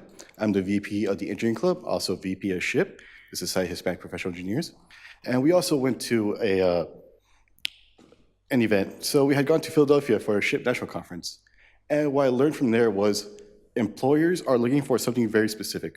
They're not really looking for anything like a specific major or really what school students come from. But what they are looking for are student projects, what students are doing in their free time, and also what are they actually learning. And also their leadership skills, where are students performing? Where are students leading? And how much could they grow from there? And these are things that the engineering club and the sister clubs like SHIP, SWEET, NSBE are trying to promote. So we are looking to encourage students to grow as students, be able to learn more, and to be able to speak up for themselves. Really, where I am right now, if you ask me where I would be 5 years from now, I would say I would not be speaking in front of you guys. But being with the engineering club, also with SHIP, I was able to learn more and grow enough to be confident with myself and to be able to speak in front of all of you. We have been growing a lot over the past few years with our great President Canny. And if we do want to continue this growth and this momentum, we do need your support. Thank you. Yeah, so to close this off, again, thank you so much for all of your support. Can you go back a second? Yeah, looking ahead at the future of LBCC engineering, because of course we want to continue to have a very successful, close out the school year strong. Looking ahead, we have the National Society of Black Engineers is also having a national conference in Baltimore, Maryland. We would really love to explore the opportunity of us attending that event as well. Like Gus mentioned, we really would love the opportunity to explore the possibility of engineering students here at Long Beach City College being able to expand our projects and our reach and the tasks that we're able to take on. These conferences this year put us all in a really unique position to strengthen our connections, to establish ourselves, and help us solidify our desire to pursue our passions. It was all of these conferences were transformative opportunities to expand our minds and look forward to what we hope is just the beginning of what NSBE, LBCC, and the other engineering clubs can do on this campus. We, the students, we spend long nights working together to master some of the most difficult disciplines of study, requiring us to have mastery in several areas of innovation, such as programming, mechanical design, and put us at the forefront of future technological innovation. And we look forward to the possibility of having a workspace that is designated for engineering students, to have some home base for engineering projects studying and honing our technical skills, while TTC is developing beautifully and providing a much-needed opportunity for trade students to gain experience with many hands-on skills. The engineering designated classes are only held on this campus, and we as a student body find ourselves underrepresented and looking for a place to go. But thank you so much for this opportunity, and we look forward to the future of what we can do with you guys. Thank you so much. Thank you.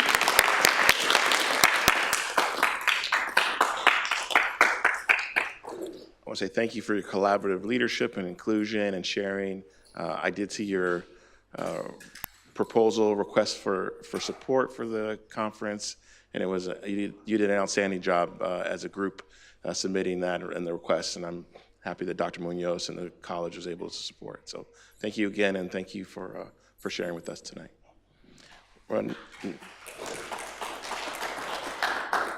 And also thank you to Dr. Charles Bohannon, the faculty advisor, for helping lead the effort. We'll go now to Jenny Baxter for her board report. Good evening. Here is the schedule that I have observed between last board meeting and this board meeting. On November 13th, I attended the Todd Cancer Institute meeting. On the 14th, we had a Helping Homeless Students meeting. On the 17th, AAUW board meeting. On the 18th, I attended a conference at USC talking about the future of democracy, and was very interesting. The keynote speaker was Senator Richard Gebhardt, who I was probably the only person in the room knew who he was, because he's got to be ancient. But anyway, he was a minority whip in the Senate 25 years ago.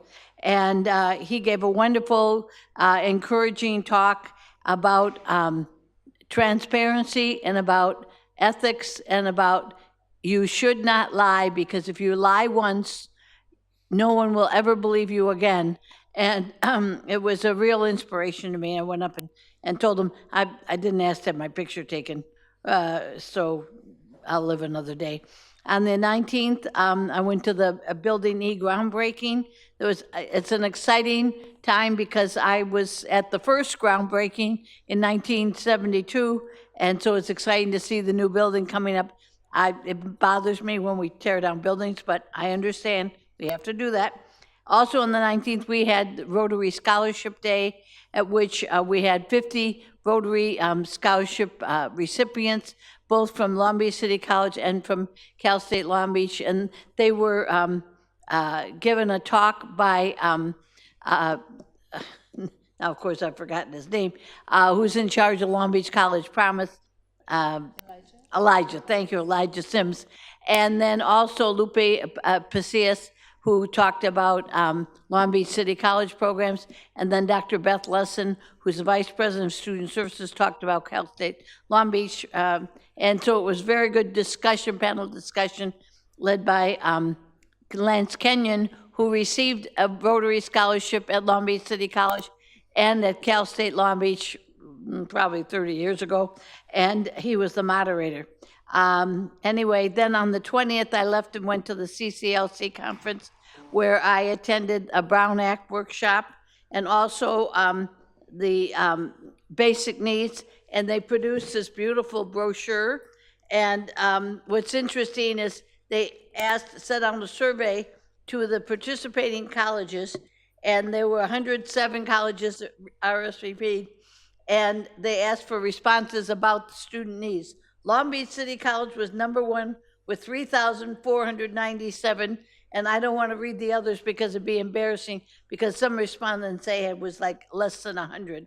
But anyway, we are obviously on the right road to basic needs and doing a great job. And I got to go to page 2. I also attended, that's the same page, got to go to the next page. Anyway, also attended a seminar on conflict resolution, which talked about fostering respect on the board issues, and then a whole session on that, and then the last one, there we go.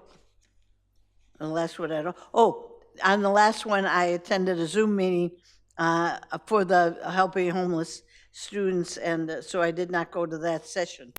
Then on the, can't read my handwriting, on the 29th, I attended AAUW brunch of past presidents, and then on December 2nd, I went to the Cameo X-Chairs holiday party, go to a lot of parties. Then on the 3rd, the LBCC holiday party, which was just beautiful, and it's wonderful to come on campus and see everybody happy and getting along and everything going very, very well. And that was a great party from 4 to 6. And then on December 3rd, I went to, what am I reading here? Oh, that was a holiday party. I said twice. Then on December 4th, I attended an AARLL employment tips presentation, and this was so interesting because lots of times I don't understand why the personnel office does what they do, or human resources does what they do, but they gave it, oops, boy, okay, well, I'm gonna have to quit. Oh, wait, last thing, could I have a minute, please? Thank you. Then Thursday night, last Thursday night, I attended a book publishing seminar presented in the LA City Council chambers, and it was absolutely beautiful. Never been there before. Gorgeous marble, gorgeous pillars, everything. Anyway, they talked about an upcoming book about Latino political power. It was so interesting. They had 10 people speak, but the one who was the most impressive was Dolores Huerta, who is 95 years old and so sharp. She got up and spoke she was the co-founder of the United Farm Workers with Cesar Chavez, and just her work in getting people organized and striking, and just very, very much of an inspiration. And the whole evening was wonderful. Dr. Munoz and I went together. He's my driver at night, and it was hundreds of people in the audience, and just a wonderful, wonderful presentation. So I'll stop there. Thank you. Thank you, Dr. Baxter. We'll go to Dr. Morton. Thank you. Good evening, everyone. During the month of November, I had the opportunity to attend several events similar to some of the ones that my colleagues have attended, but I started off with the Audit Subcommittee, which we'll hear a formal presentation from them later this evening. The Building E groundbreaking ceremony was wonderful to see the celebration and the start of construction on Building E, the new college center, which will be a transformative project to serve as the heart of our student life on the liberal arts campus. That same day, I attended the International Cultural Festival and had the opportunity to address the students and the crowd that attended. This annual event featured live performances, international cuisine, cultural booths, and activities hosted by the LBCC International Student Club, as well as the sister cities of Long Beach. It was really a vibrant celebration of global diversity and many contributors of our international students. I also participated in the food distribution, which was a very humbling experience and very supportive to see the community come out and support everyone who was in need that day. So I was glad that I had the opportunity to participate with that event. I too attended the book launch that was held at City Hall for the book named Forging Latino Power, The Politics of Inclusion, Backlash, and Resistance, which it built on the author's first book, which was Power Shift, and continues their examination of Latino political empowerment. Dolores Huerta, it can't be highlighted enough, her energy and efforts and participation to this day is stellar. It's just very impressive, and she's a very impressive advocate for Latino power. I participated in the Belmont Shore Christmas Parade. I had the opportunity to be a judge for the parade for the first time. And this year's theme was the Community Pajama Party. So they were aiming to break the Guinness Book of World Records of most people attending a parade in pajamas. And they had 15,736 participants, which would break the record if the Guinness Book of World Records would recognize it. So that's still out for consideration. Last night I had the honor of attending the Fall Nursing Pinning Ceremony, which is one of my favorite events to attend. I love commencement as well as the pinning ceremony, just to see the transformative power that these nursing students have over their lives after completing this program. We had 22 vocational nursing graduates and 25 associate degree nursing graduates. So congratulations to every one of them and their families. I know that you're going to do just wonderful in everything that you do from here on. And I just want to close by saying that as we close out 2025, I want to extend my warmest holiday wishes to all of our incredible LBCC community. To our students, thank you for your resilience, your curiosity, and determination. I encourage you to finish this year strong. To our faculty and administrators, thank you for your unwavering commitment and leadership throughout the year. This season is a time to reflect on our accomplishments, celebrate our progress, and look ahead with optimism. I am truly inspired by the passion and purpose of each of you bring to LBCC, and I'm really grateful for the opportunity to serve alongside such a dedicated community. So I wish you all a joyful holiday season, bright, fulfilling new year, and continued growth in the coming year. Thank you. Thank you. It's okay to clap. Okay, Trustee Zia. Yes, Daria, can you please bring the pictures up?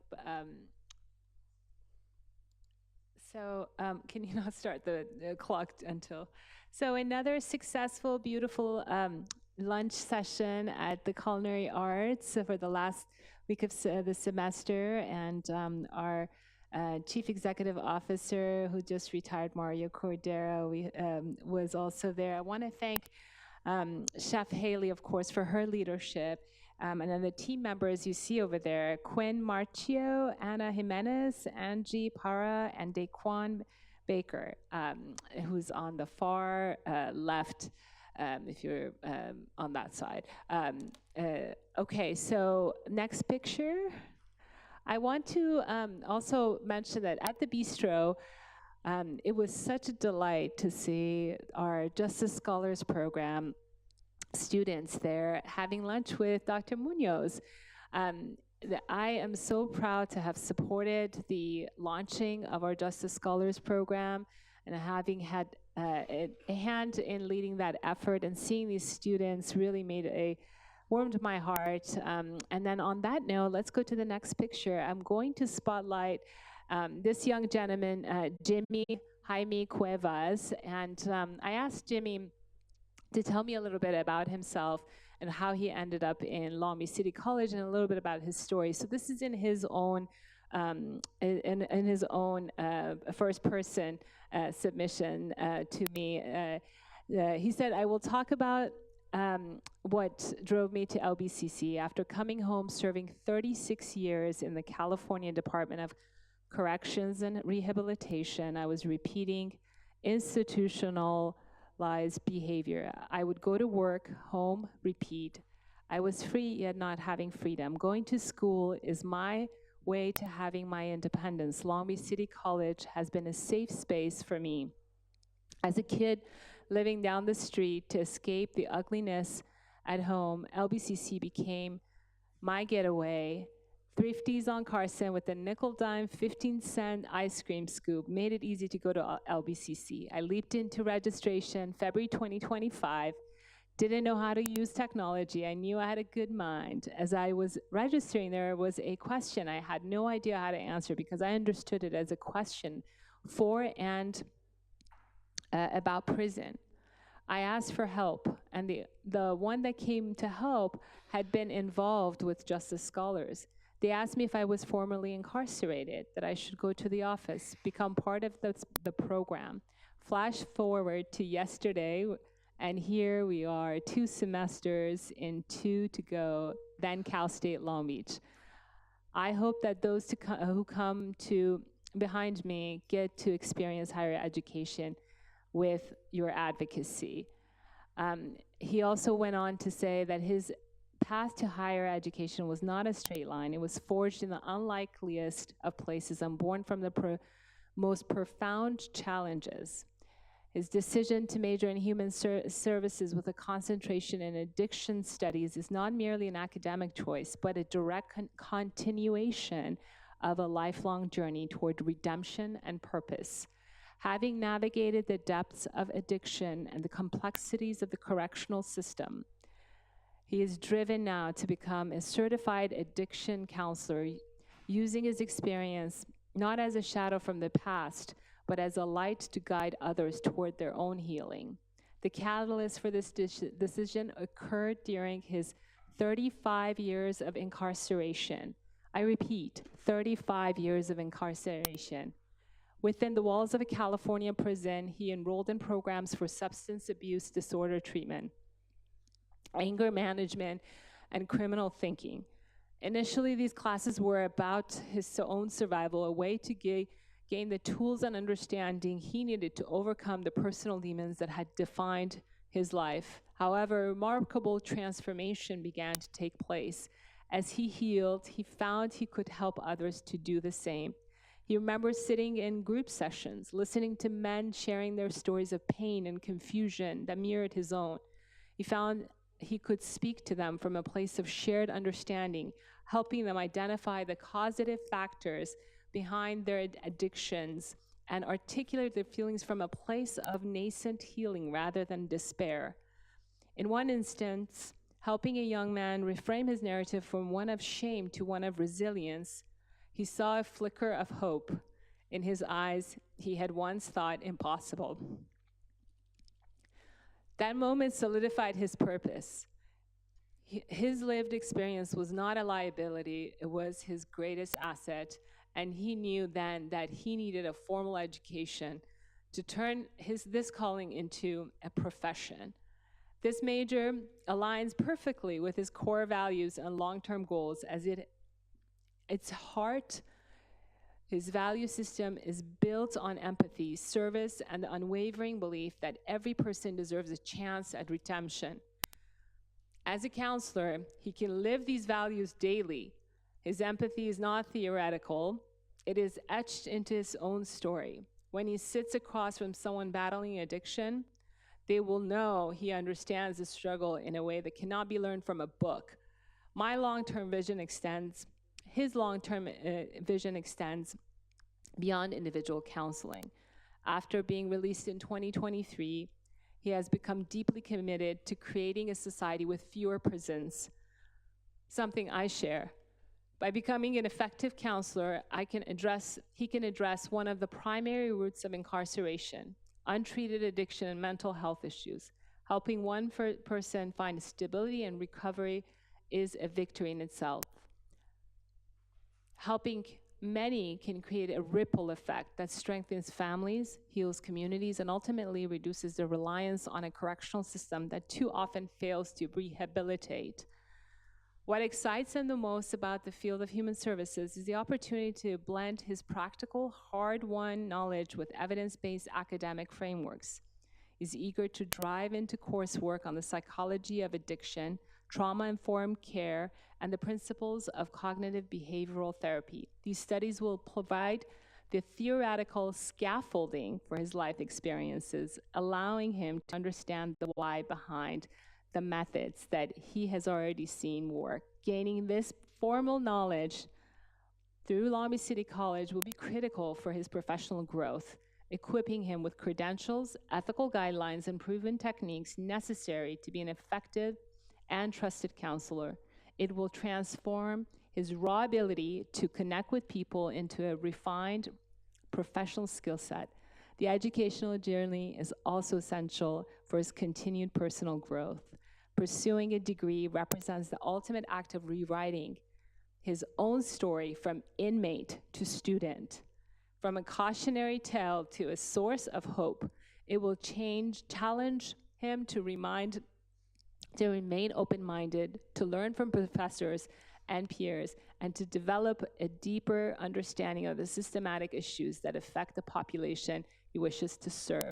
By firmly studying this field, he has not just been preparing for a career, he's committing to a lifetime of learning and self-improvement, ensuring he can offer the very best of himself to those who have lost their way. His past has given him a unique foundation, and this degree will give him the tools to build a future for himself and for the countless others he is determined to help. On a personal note, I have to say, the first time I heard about education in the Prison Institute was the BARD Prison Initiative. And that was the spark that helped start the Justice Scholars Program when I talked to the superintendent at the time. And that was the genesis. And I'm so grateful and thankful that we have an institution that supports restorative justice through our curriculum and supporting our students versus retributive justice. And this is a testament and an example of success of what we can do if we invest in our students and those who need a second chance. Jimmy, I honor you, I value you, and I look forward to seeing you pay it forward and help others. And please keep it going. This Justice Scholar Program is a very important program, one I hope to see grow. Thank you. That concludes my report. We'll go to Trustee Malauulu next. Thank you. Good evening, everyone. It's been a really busy month since our last board meeting.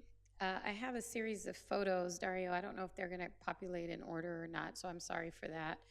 On November 14th, I attended the Long Beach Chamber Small Business Association Chamber lunch. That's not the photo, but that's okay. I don't think I sent you one for that.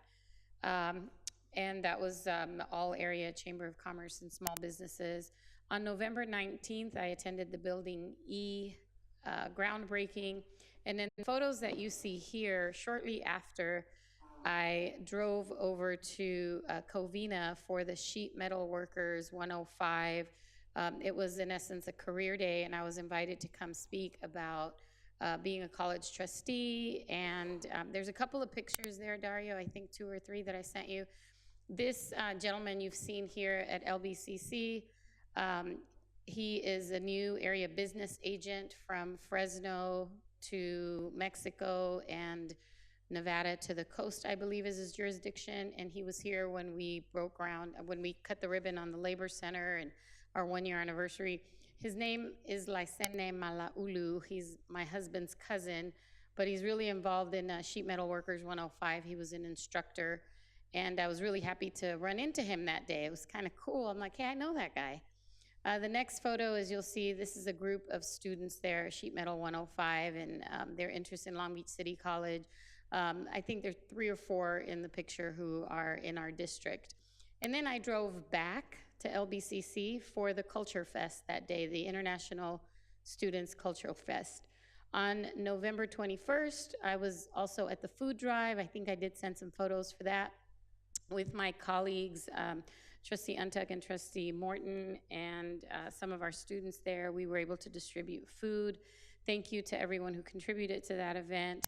And then we went over to the Trade Tech campus where we received the second donation from, let me make sure I get it right. It's the Shared Energy Future Foundation who supported the Labor Center. This is the second year in a row. I don't have a photo of that, but we were there and we accepted a second donation from them, which is really neat because what that foundation does is it supports our students in the Labor Center taking classes who need PPE, which is personal protective equipment, steel toes, hard hats, safety vests. So thank you, and the Shared Energy Futures Foundation for the generosity. On November 23rd, I was at the Landmark Theater, and I sent you that photo really late where we're in a theater. There's a gentleman holding flowers. If you happen to get that, sorry, I sent it to you late. The reason why I sent it is because Aaron Moore, former president of the Long Beach City College Foundation, was there, and it's just neat to see Vikings and foundation members in the community at non-traditional events. So this was a Sunday evening. I was there at the theater with my family, and to see a former LBCC Foundation president was pretty cool. On December 3rd, in the morning, I attended the last ASU EDD cohort of the semester, and I also attended the LBCC holiday party and the City of Long Beach tree lighting event. So it was a busy day that day. On the 4th, go ahead, Dario, the 2 photos. So this was in the morning in downtown LA.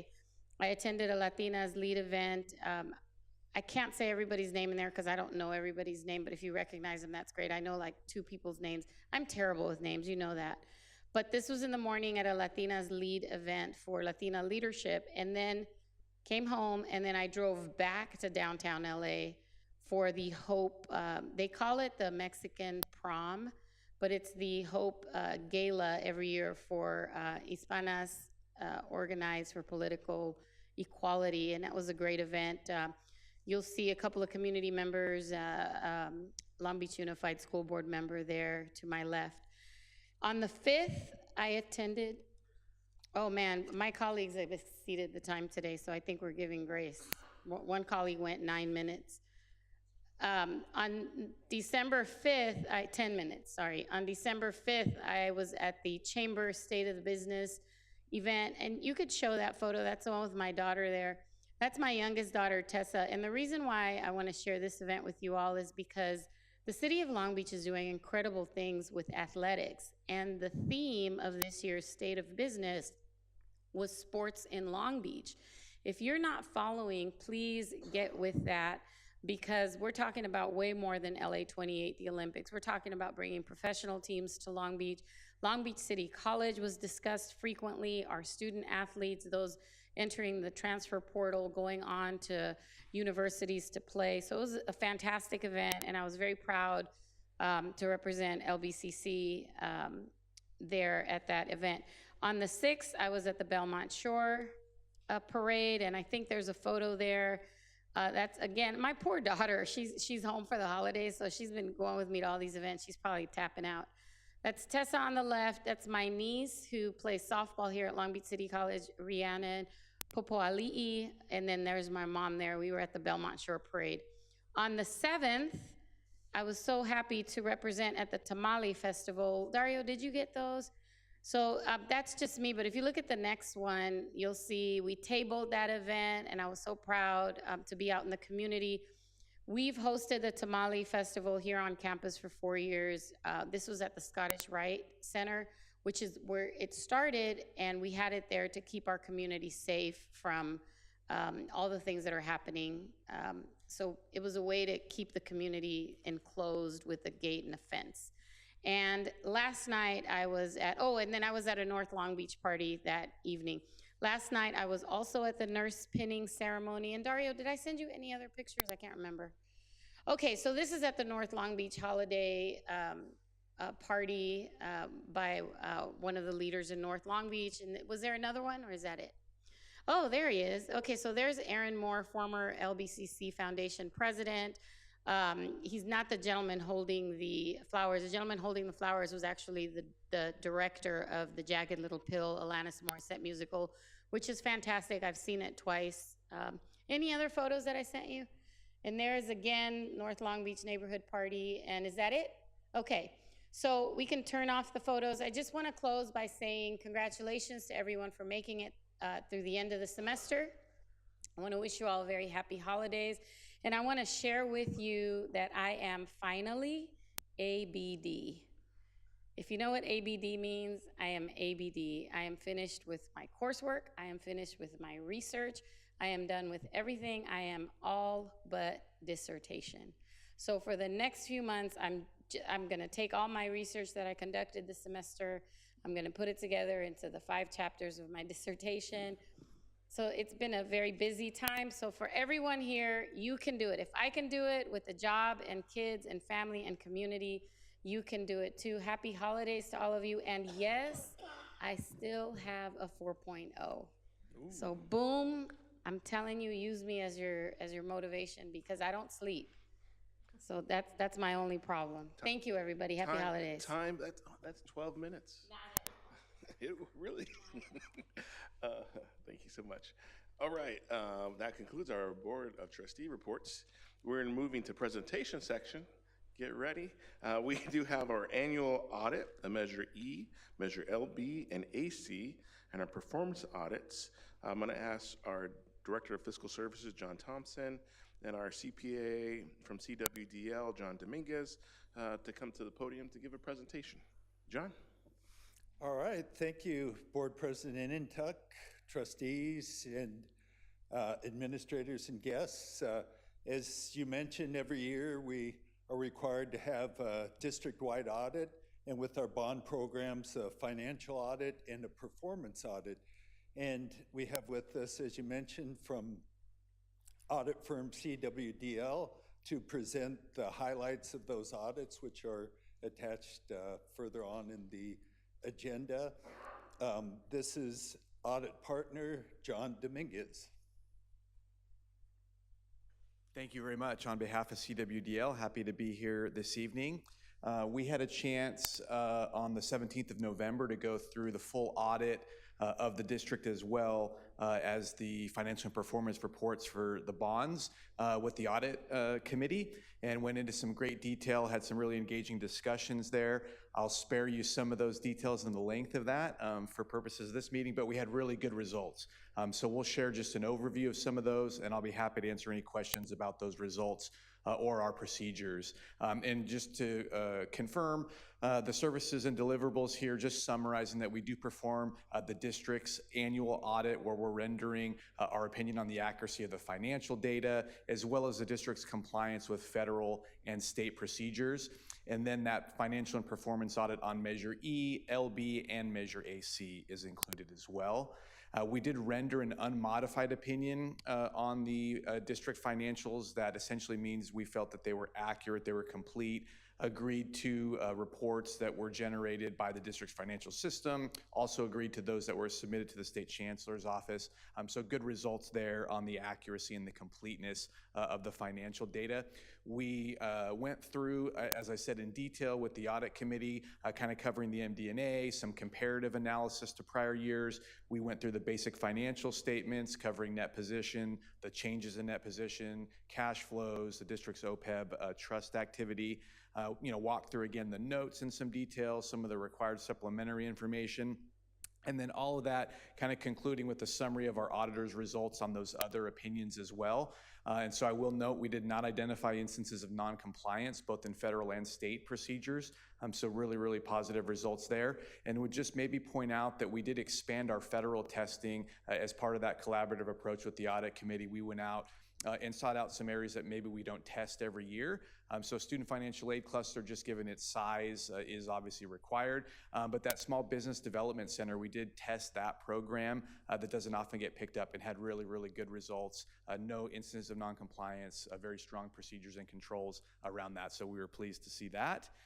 Just a very brief highlight of some of the financial information. And again, this is on the full accrual basis of accounting. So this has all the long-term items in nature, the capital assets, the long-term debt.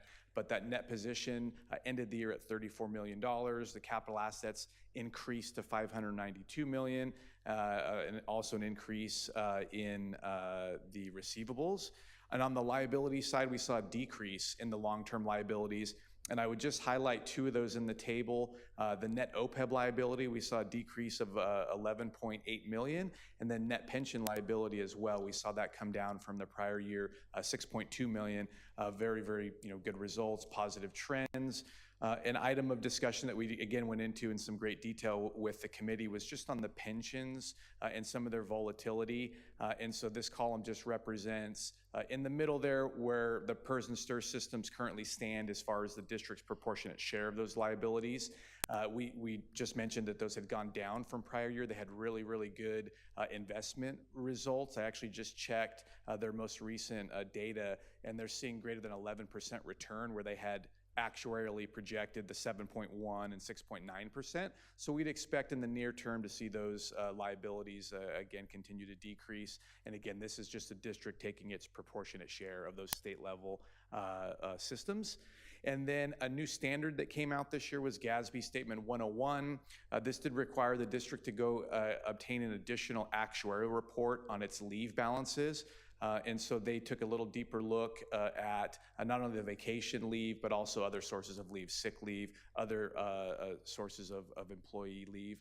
And that did result in an adjustment and increase to the liability of the $32 million there we see in the summary from note 16. And again, this was just simply the district implementing a new GASB standard that's requiring an increased emphasis on the leave. And then finally, we have some good news. At that November 17th meeting, the federal government was delayed in its release of the compliance supplement.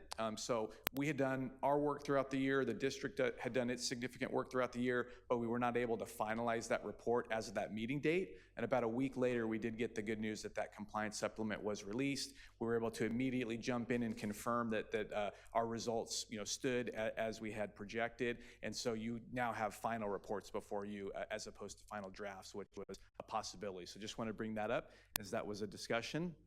And then finally, on the Measure E, did not have any expenditures. There is still remaining authorization, so we do include that as long as that remains. And then Measure LB and Measure AC had the expenditures that we analyzed for the year, and our conclusions were that all of the bond expenditures were allowable, were approved, and met the requirements of the Proposition 39 bond audit. So very good results. Happy to answer any questions about procedures or anything related to those audits. Thank you, John. Any discussion from the board? I just would note that this is item 13.3 will be the actual adoption of the audited report. So this is a pre-presentation for an upcoming vote. So they have some additional detail before we get there where there's a lot of content. Any other comments or questions from trustees? Go, Trustee Zia. Hi. First of all, welcome. I think this is your first time that I've seen you present, or maybe I'm... It's been a few years, but I'm back again. Okay, Yeah. great. I'm sorry if I'm not recalling. There's a mention of the Measure AC. There's a $2024 that were audited, or am I misunderstanding? Because in the preamble to the presentation in the fourth section. Okay, so it's only $1 million. right? Correct, yeah.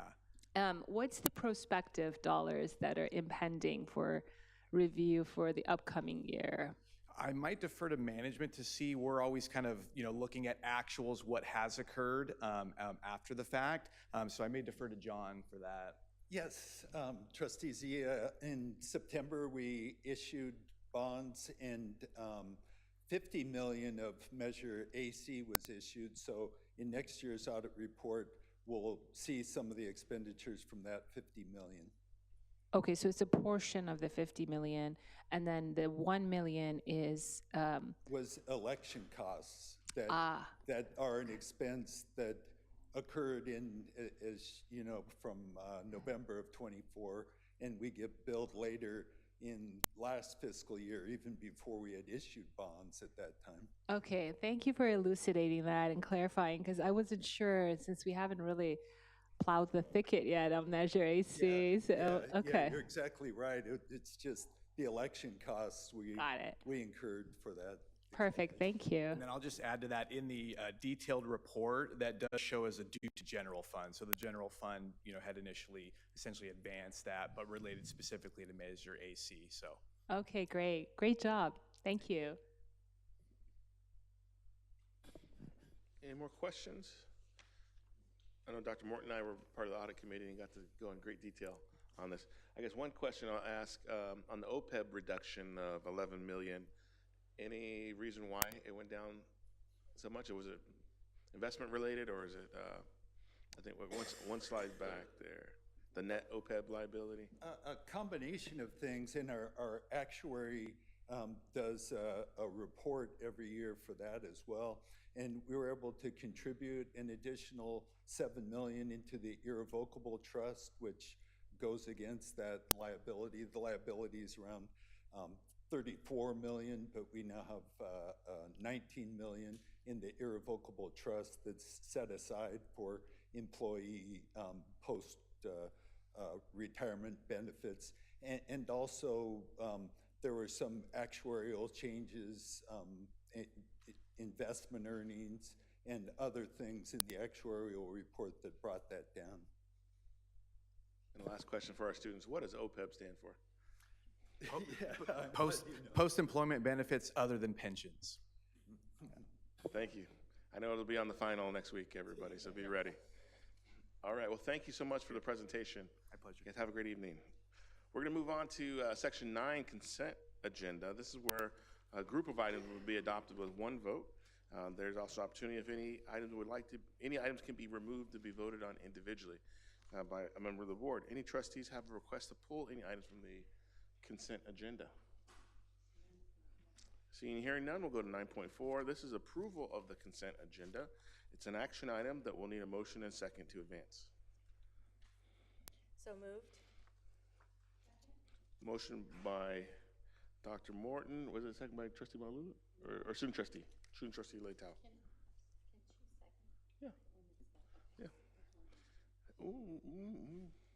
Is it because contracts though, huh? Yeah. Is it contract limitation, Michelle? I'll second.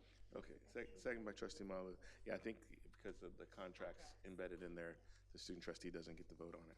Okay, so we have a motion by Vice President Morton, second by Trustee Malulu. Any discussion on the consent agenda as submitted?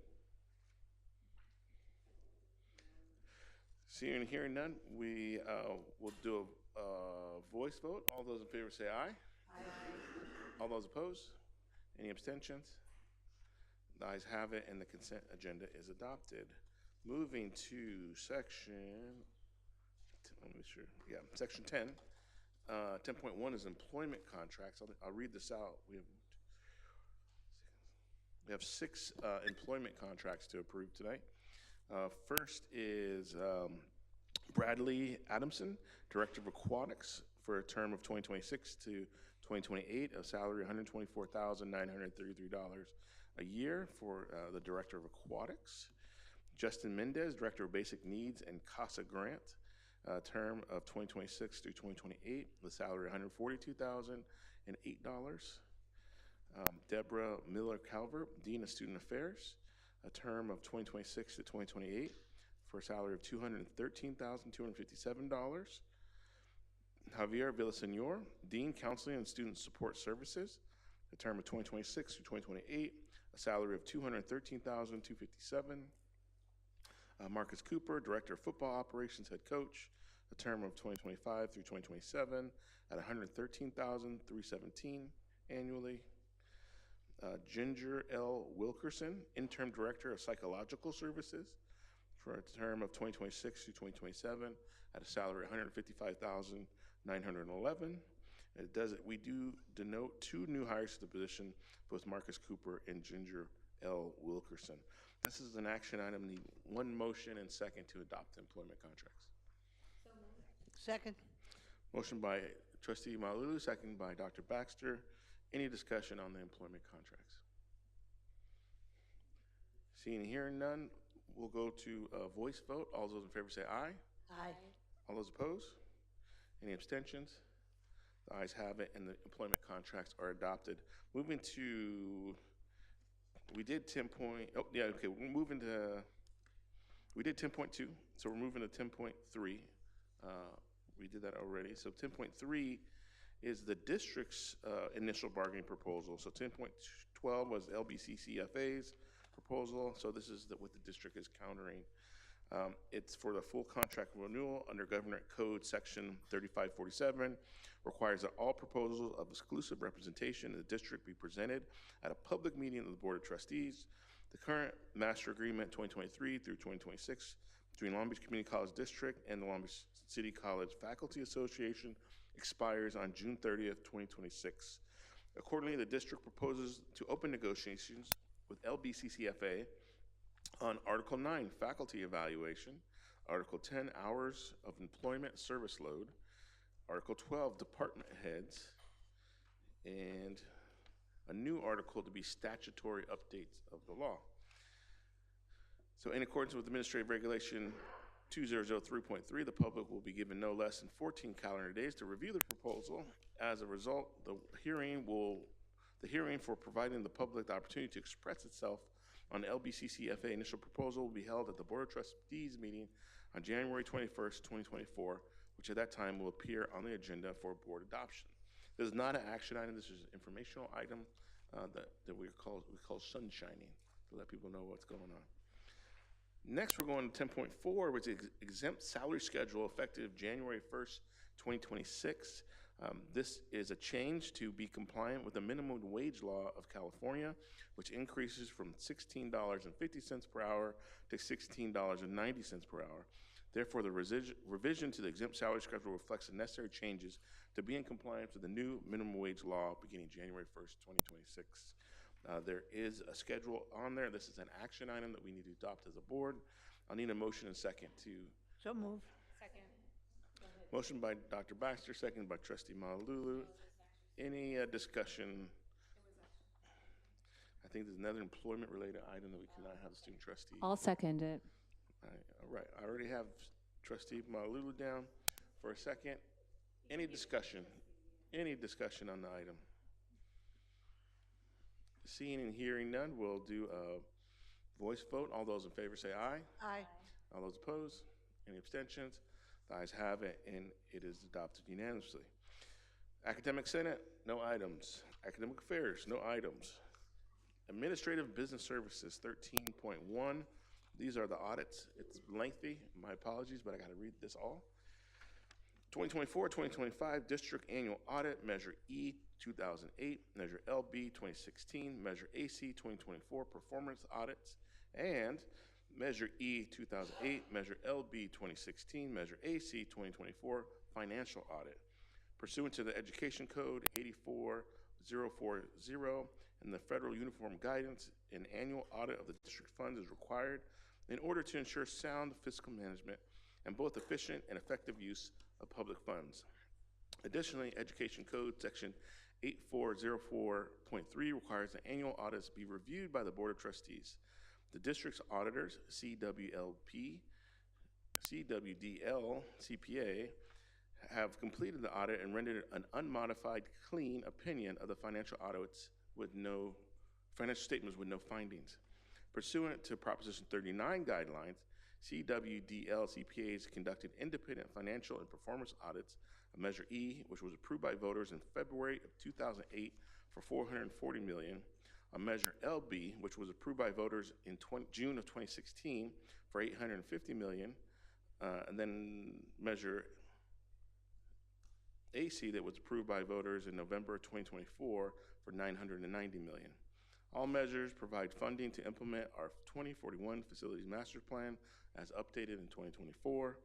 These ballot measures follow the provisions of Prop 39, which reduces the voter approval threshold from 66.6% to 55%.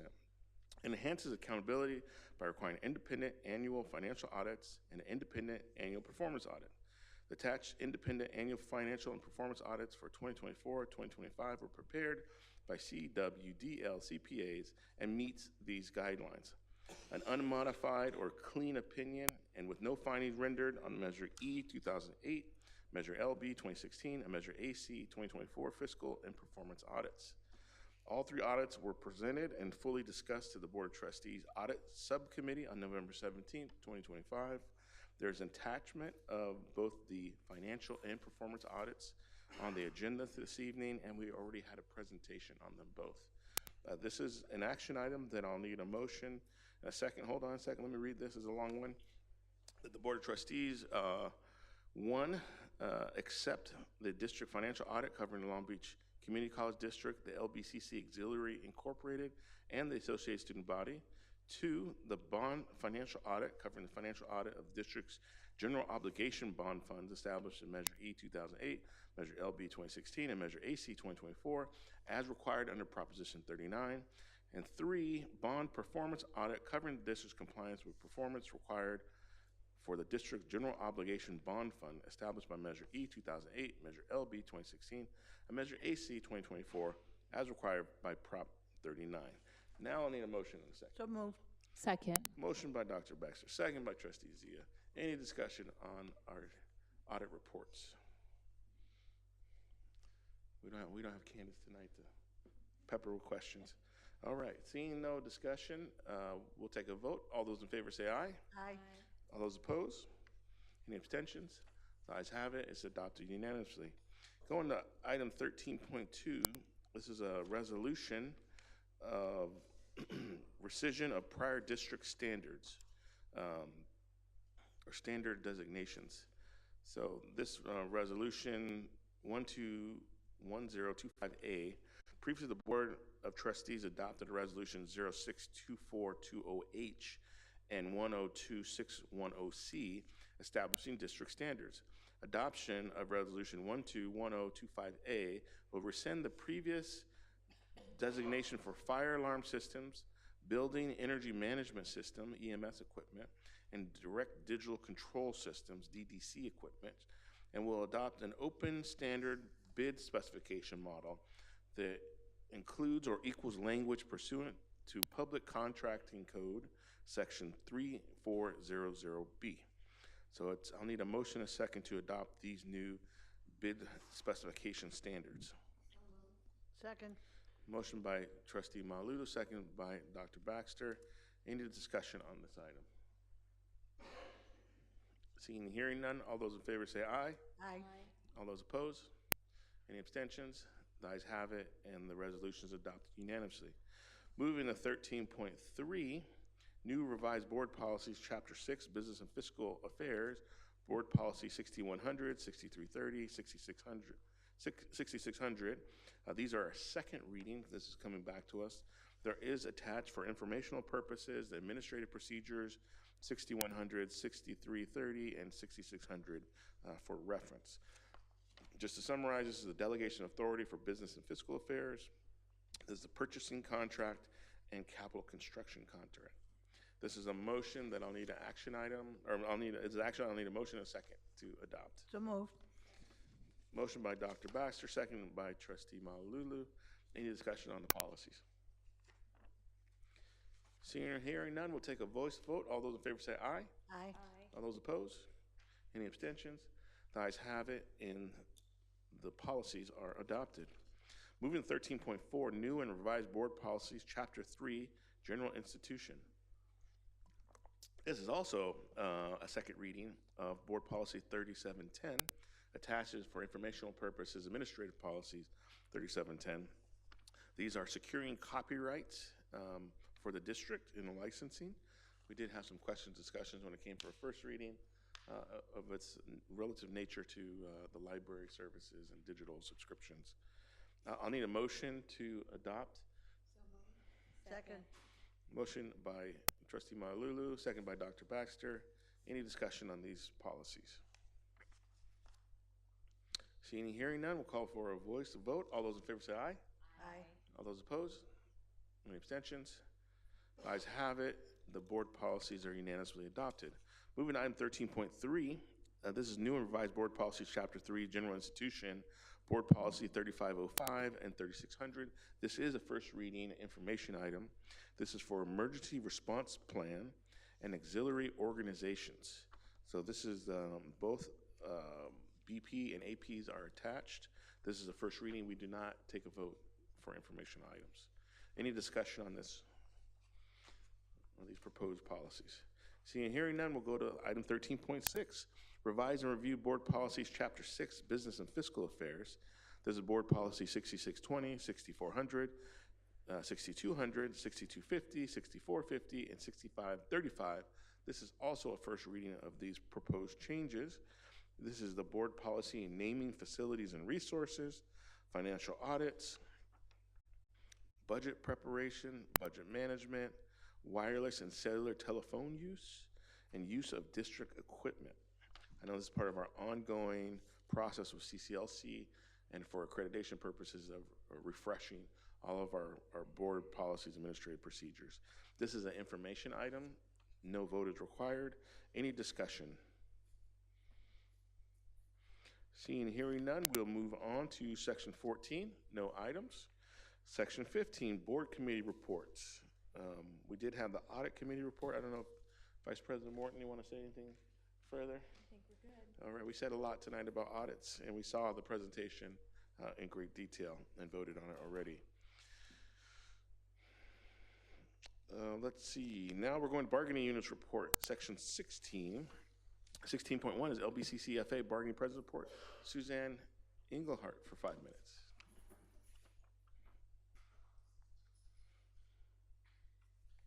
I'd just like to take this time to wish you all a Merry Christmas, a Happy Holiday, and a Happy New Year. And I'd just like to also, as you're creating the agenda for the coming year, to consider the placement of items 16.1, 16.2, and 16.3. Take care. Next, go to item 16.2, AFT Bargaining President Report. Mark Smith for 5 minutes. Mark, are you here? Not seeing him, we'll go to 16.3, CHI Bargaining President Report with Crystal Huckabee. Crystal, are you here? Not seeing her, we'll move on.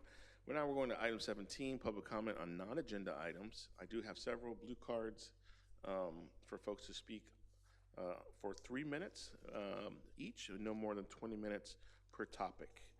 So I do have Ty Davis, a student on water stations, ADA, and water bottles. Ty Davis.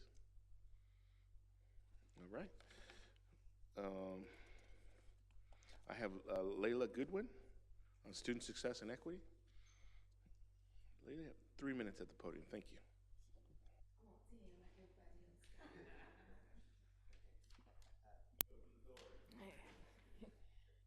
Hello, my name is Layla Goodwin, and I am the ASB Health and Wellness Representative for Long Beach City College, as well as the Student Ambassador for California Community College that represents Long Beach City College.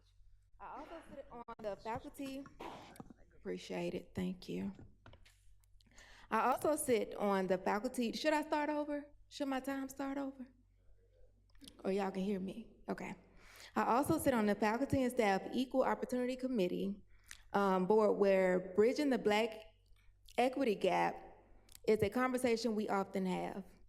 See, I initially came to just be a support. However, After receiving a school-wide email stating that we are officially recognized as a California Black Servant Institution, I genuinely wanted to know how. Because where I stand, from where I witness every day, I have to ask, where is the help when the Black students on campus are mentally fighting out loud? Yes, we have the Black Student Success Center, but the reality is it does not have the resources or the capacity to truly support the number of students who need it. One person or even a small team cannot carry the entire community on its back. And President Mtuk and Dr. Douglas, last night at the penance ceremony, as grants, scholarships, job opportunities was handed out, and money was being raised specifically for the nursing program, out of the 47 students that was on that stage, how many Black students, Black nurses did you actually see get pinned? Or how many did you actually see have the opportunity to experience a moment that'll bring us closer to closing that Black equity gap? As a previous nursing major myself who identifies as Black, I've been denied a couple of times, not because I didn't qualify, but it did make me wonder if I should have changed my race or my name just to be given a chance as everyone else. I stand here for every Black student coming behind me. So again, how are we being recognized as a Black student, Black servant institution when Black students on this campus is suffering? That is a question. And until we can honestly answer that, we cannot claim that title with confidence. Thank you.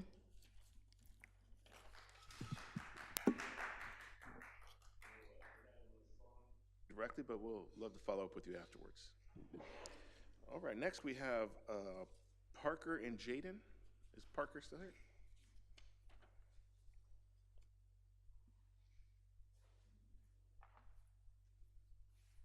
Hello? All right. Ladies and gentlemen of the board, thank you. First off, sorry for any sniffling, coughing, and weird voice I may have. I'm coming down from a awful cold. I'm past the point of like the awful fever and body aches, and now I'm at the point where I'm hacking a lung out. I had a whole thing prepared tonight. I'm gonna briefly talk about Palestine because it's important. Yeah, there you go. There you go. The death toll right now is at 70,000, and that is almost certainly a conservative estimate. 85% of the buildings in Gaza have been destroyed. It is very important that we speak up about this. Again, at the very beginning of this conference, we said the Pledge of Allegiance and that we acknowledge the genocide of I forget the people we committed the genocide against. But we acknowledge the genocide, that we are on the grounds of Native American people. And I feel like it is important that we recognize genocide when it is happening. That is what I had to say about that. But, oh boy. Sunny Zia, your performance was awful tonight. I am deeply concerned about this as a constituent. I live in Area 3. You are on my ballot. This performance tonight alone has removed a voter from you. Excuse me. I find these attacks on the board in general and on, excuse me, and on Untook in particular, absurd. As you just saw, I am an engineering student, and unfortunately, that means I'm usually down the books. It's a lot of hard classes. I just had a physics exam. I just took a physics final today. So I'm not usually like on campus for events like that because again, I'm down the books. But whenever I am on campus, I see him. He's an example of a true leader. And I have nothing else to say. Oh, no, I do have one more thing to say. Your election's up in 2026, isn't it? Just a thought. Thank you. Thank you. I have two more cards. I have Tor Celeste. Is Tor still here? And then I have Jaden. Okay, and that concludes our Non-agenda public comment speakers. We will have a second closed session to adjourn into tonight, but this will conclude our open session. Just as we're closing, I do want to, this is our last meeting of the calendar year for 2026. I would just like to remind my colleagues, you received an email from Dr. Heather Van Valkenburg to complete your ethics training before 12/31/2025 at midnight. We're all responsible for doing our own training, and but just as she asked, one last reminder to folks who have not done it to please complete that. Because this is our last, 3 weeks here, 2-3 weeks here to get it done. With that, we are going to adjourn our open session. Item 19, the next regular meeting of the Board of Trustees will be held on January 21st, 2026, next year, at the TTC, the Long Beach Trade Tech Campus, with closed session at 4:30 and open session at 5:30. We do have a second closed session. I think I said it already. Yeah, I said it. We're going to have a second closed session. So we are going to adjourn into a second closed session now. But this will conclude our open meeting. And we may be back in 10 minutes. We may be back in 3 hours. We'll see. Have a good night, everybody.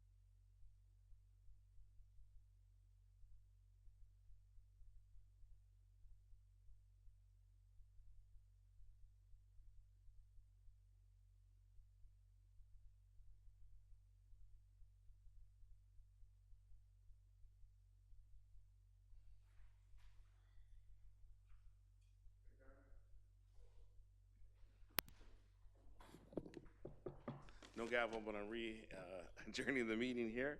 We're coming out of our second closed session. It's approximately 9:54 p.m. We're on item 18. We're coming back 18.1, so we're 9:54. Second recess. 18.2, we do have reportable action. In the second closed session, the board took action in the issue of a notice of a non-reemployment to an educational administrator identified for the purpose of employee 0772930 pursuant to Education Code Section 72411, effective at the end of the 2025-2026 academic year, and direct the superintendent or designee to send out appropriate legal notice. The roll call of the vote was unanimous. That concludes our meeting. Back to adjournment, item 19.1. We're adjourning the total meeting. The next scheduled meeting of the regular Board of Trustees will be on January 21st, 2022 at the Long Beach Trade Tech campus on Pacific Coast Highway with closed session at 4:30, open session at 5:30. The meeting is now adjourned at 9:55 p.m. Thank you, everybody. Have a good evening. Happy holidays. Happy New Year.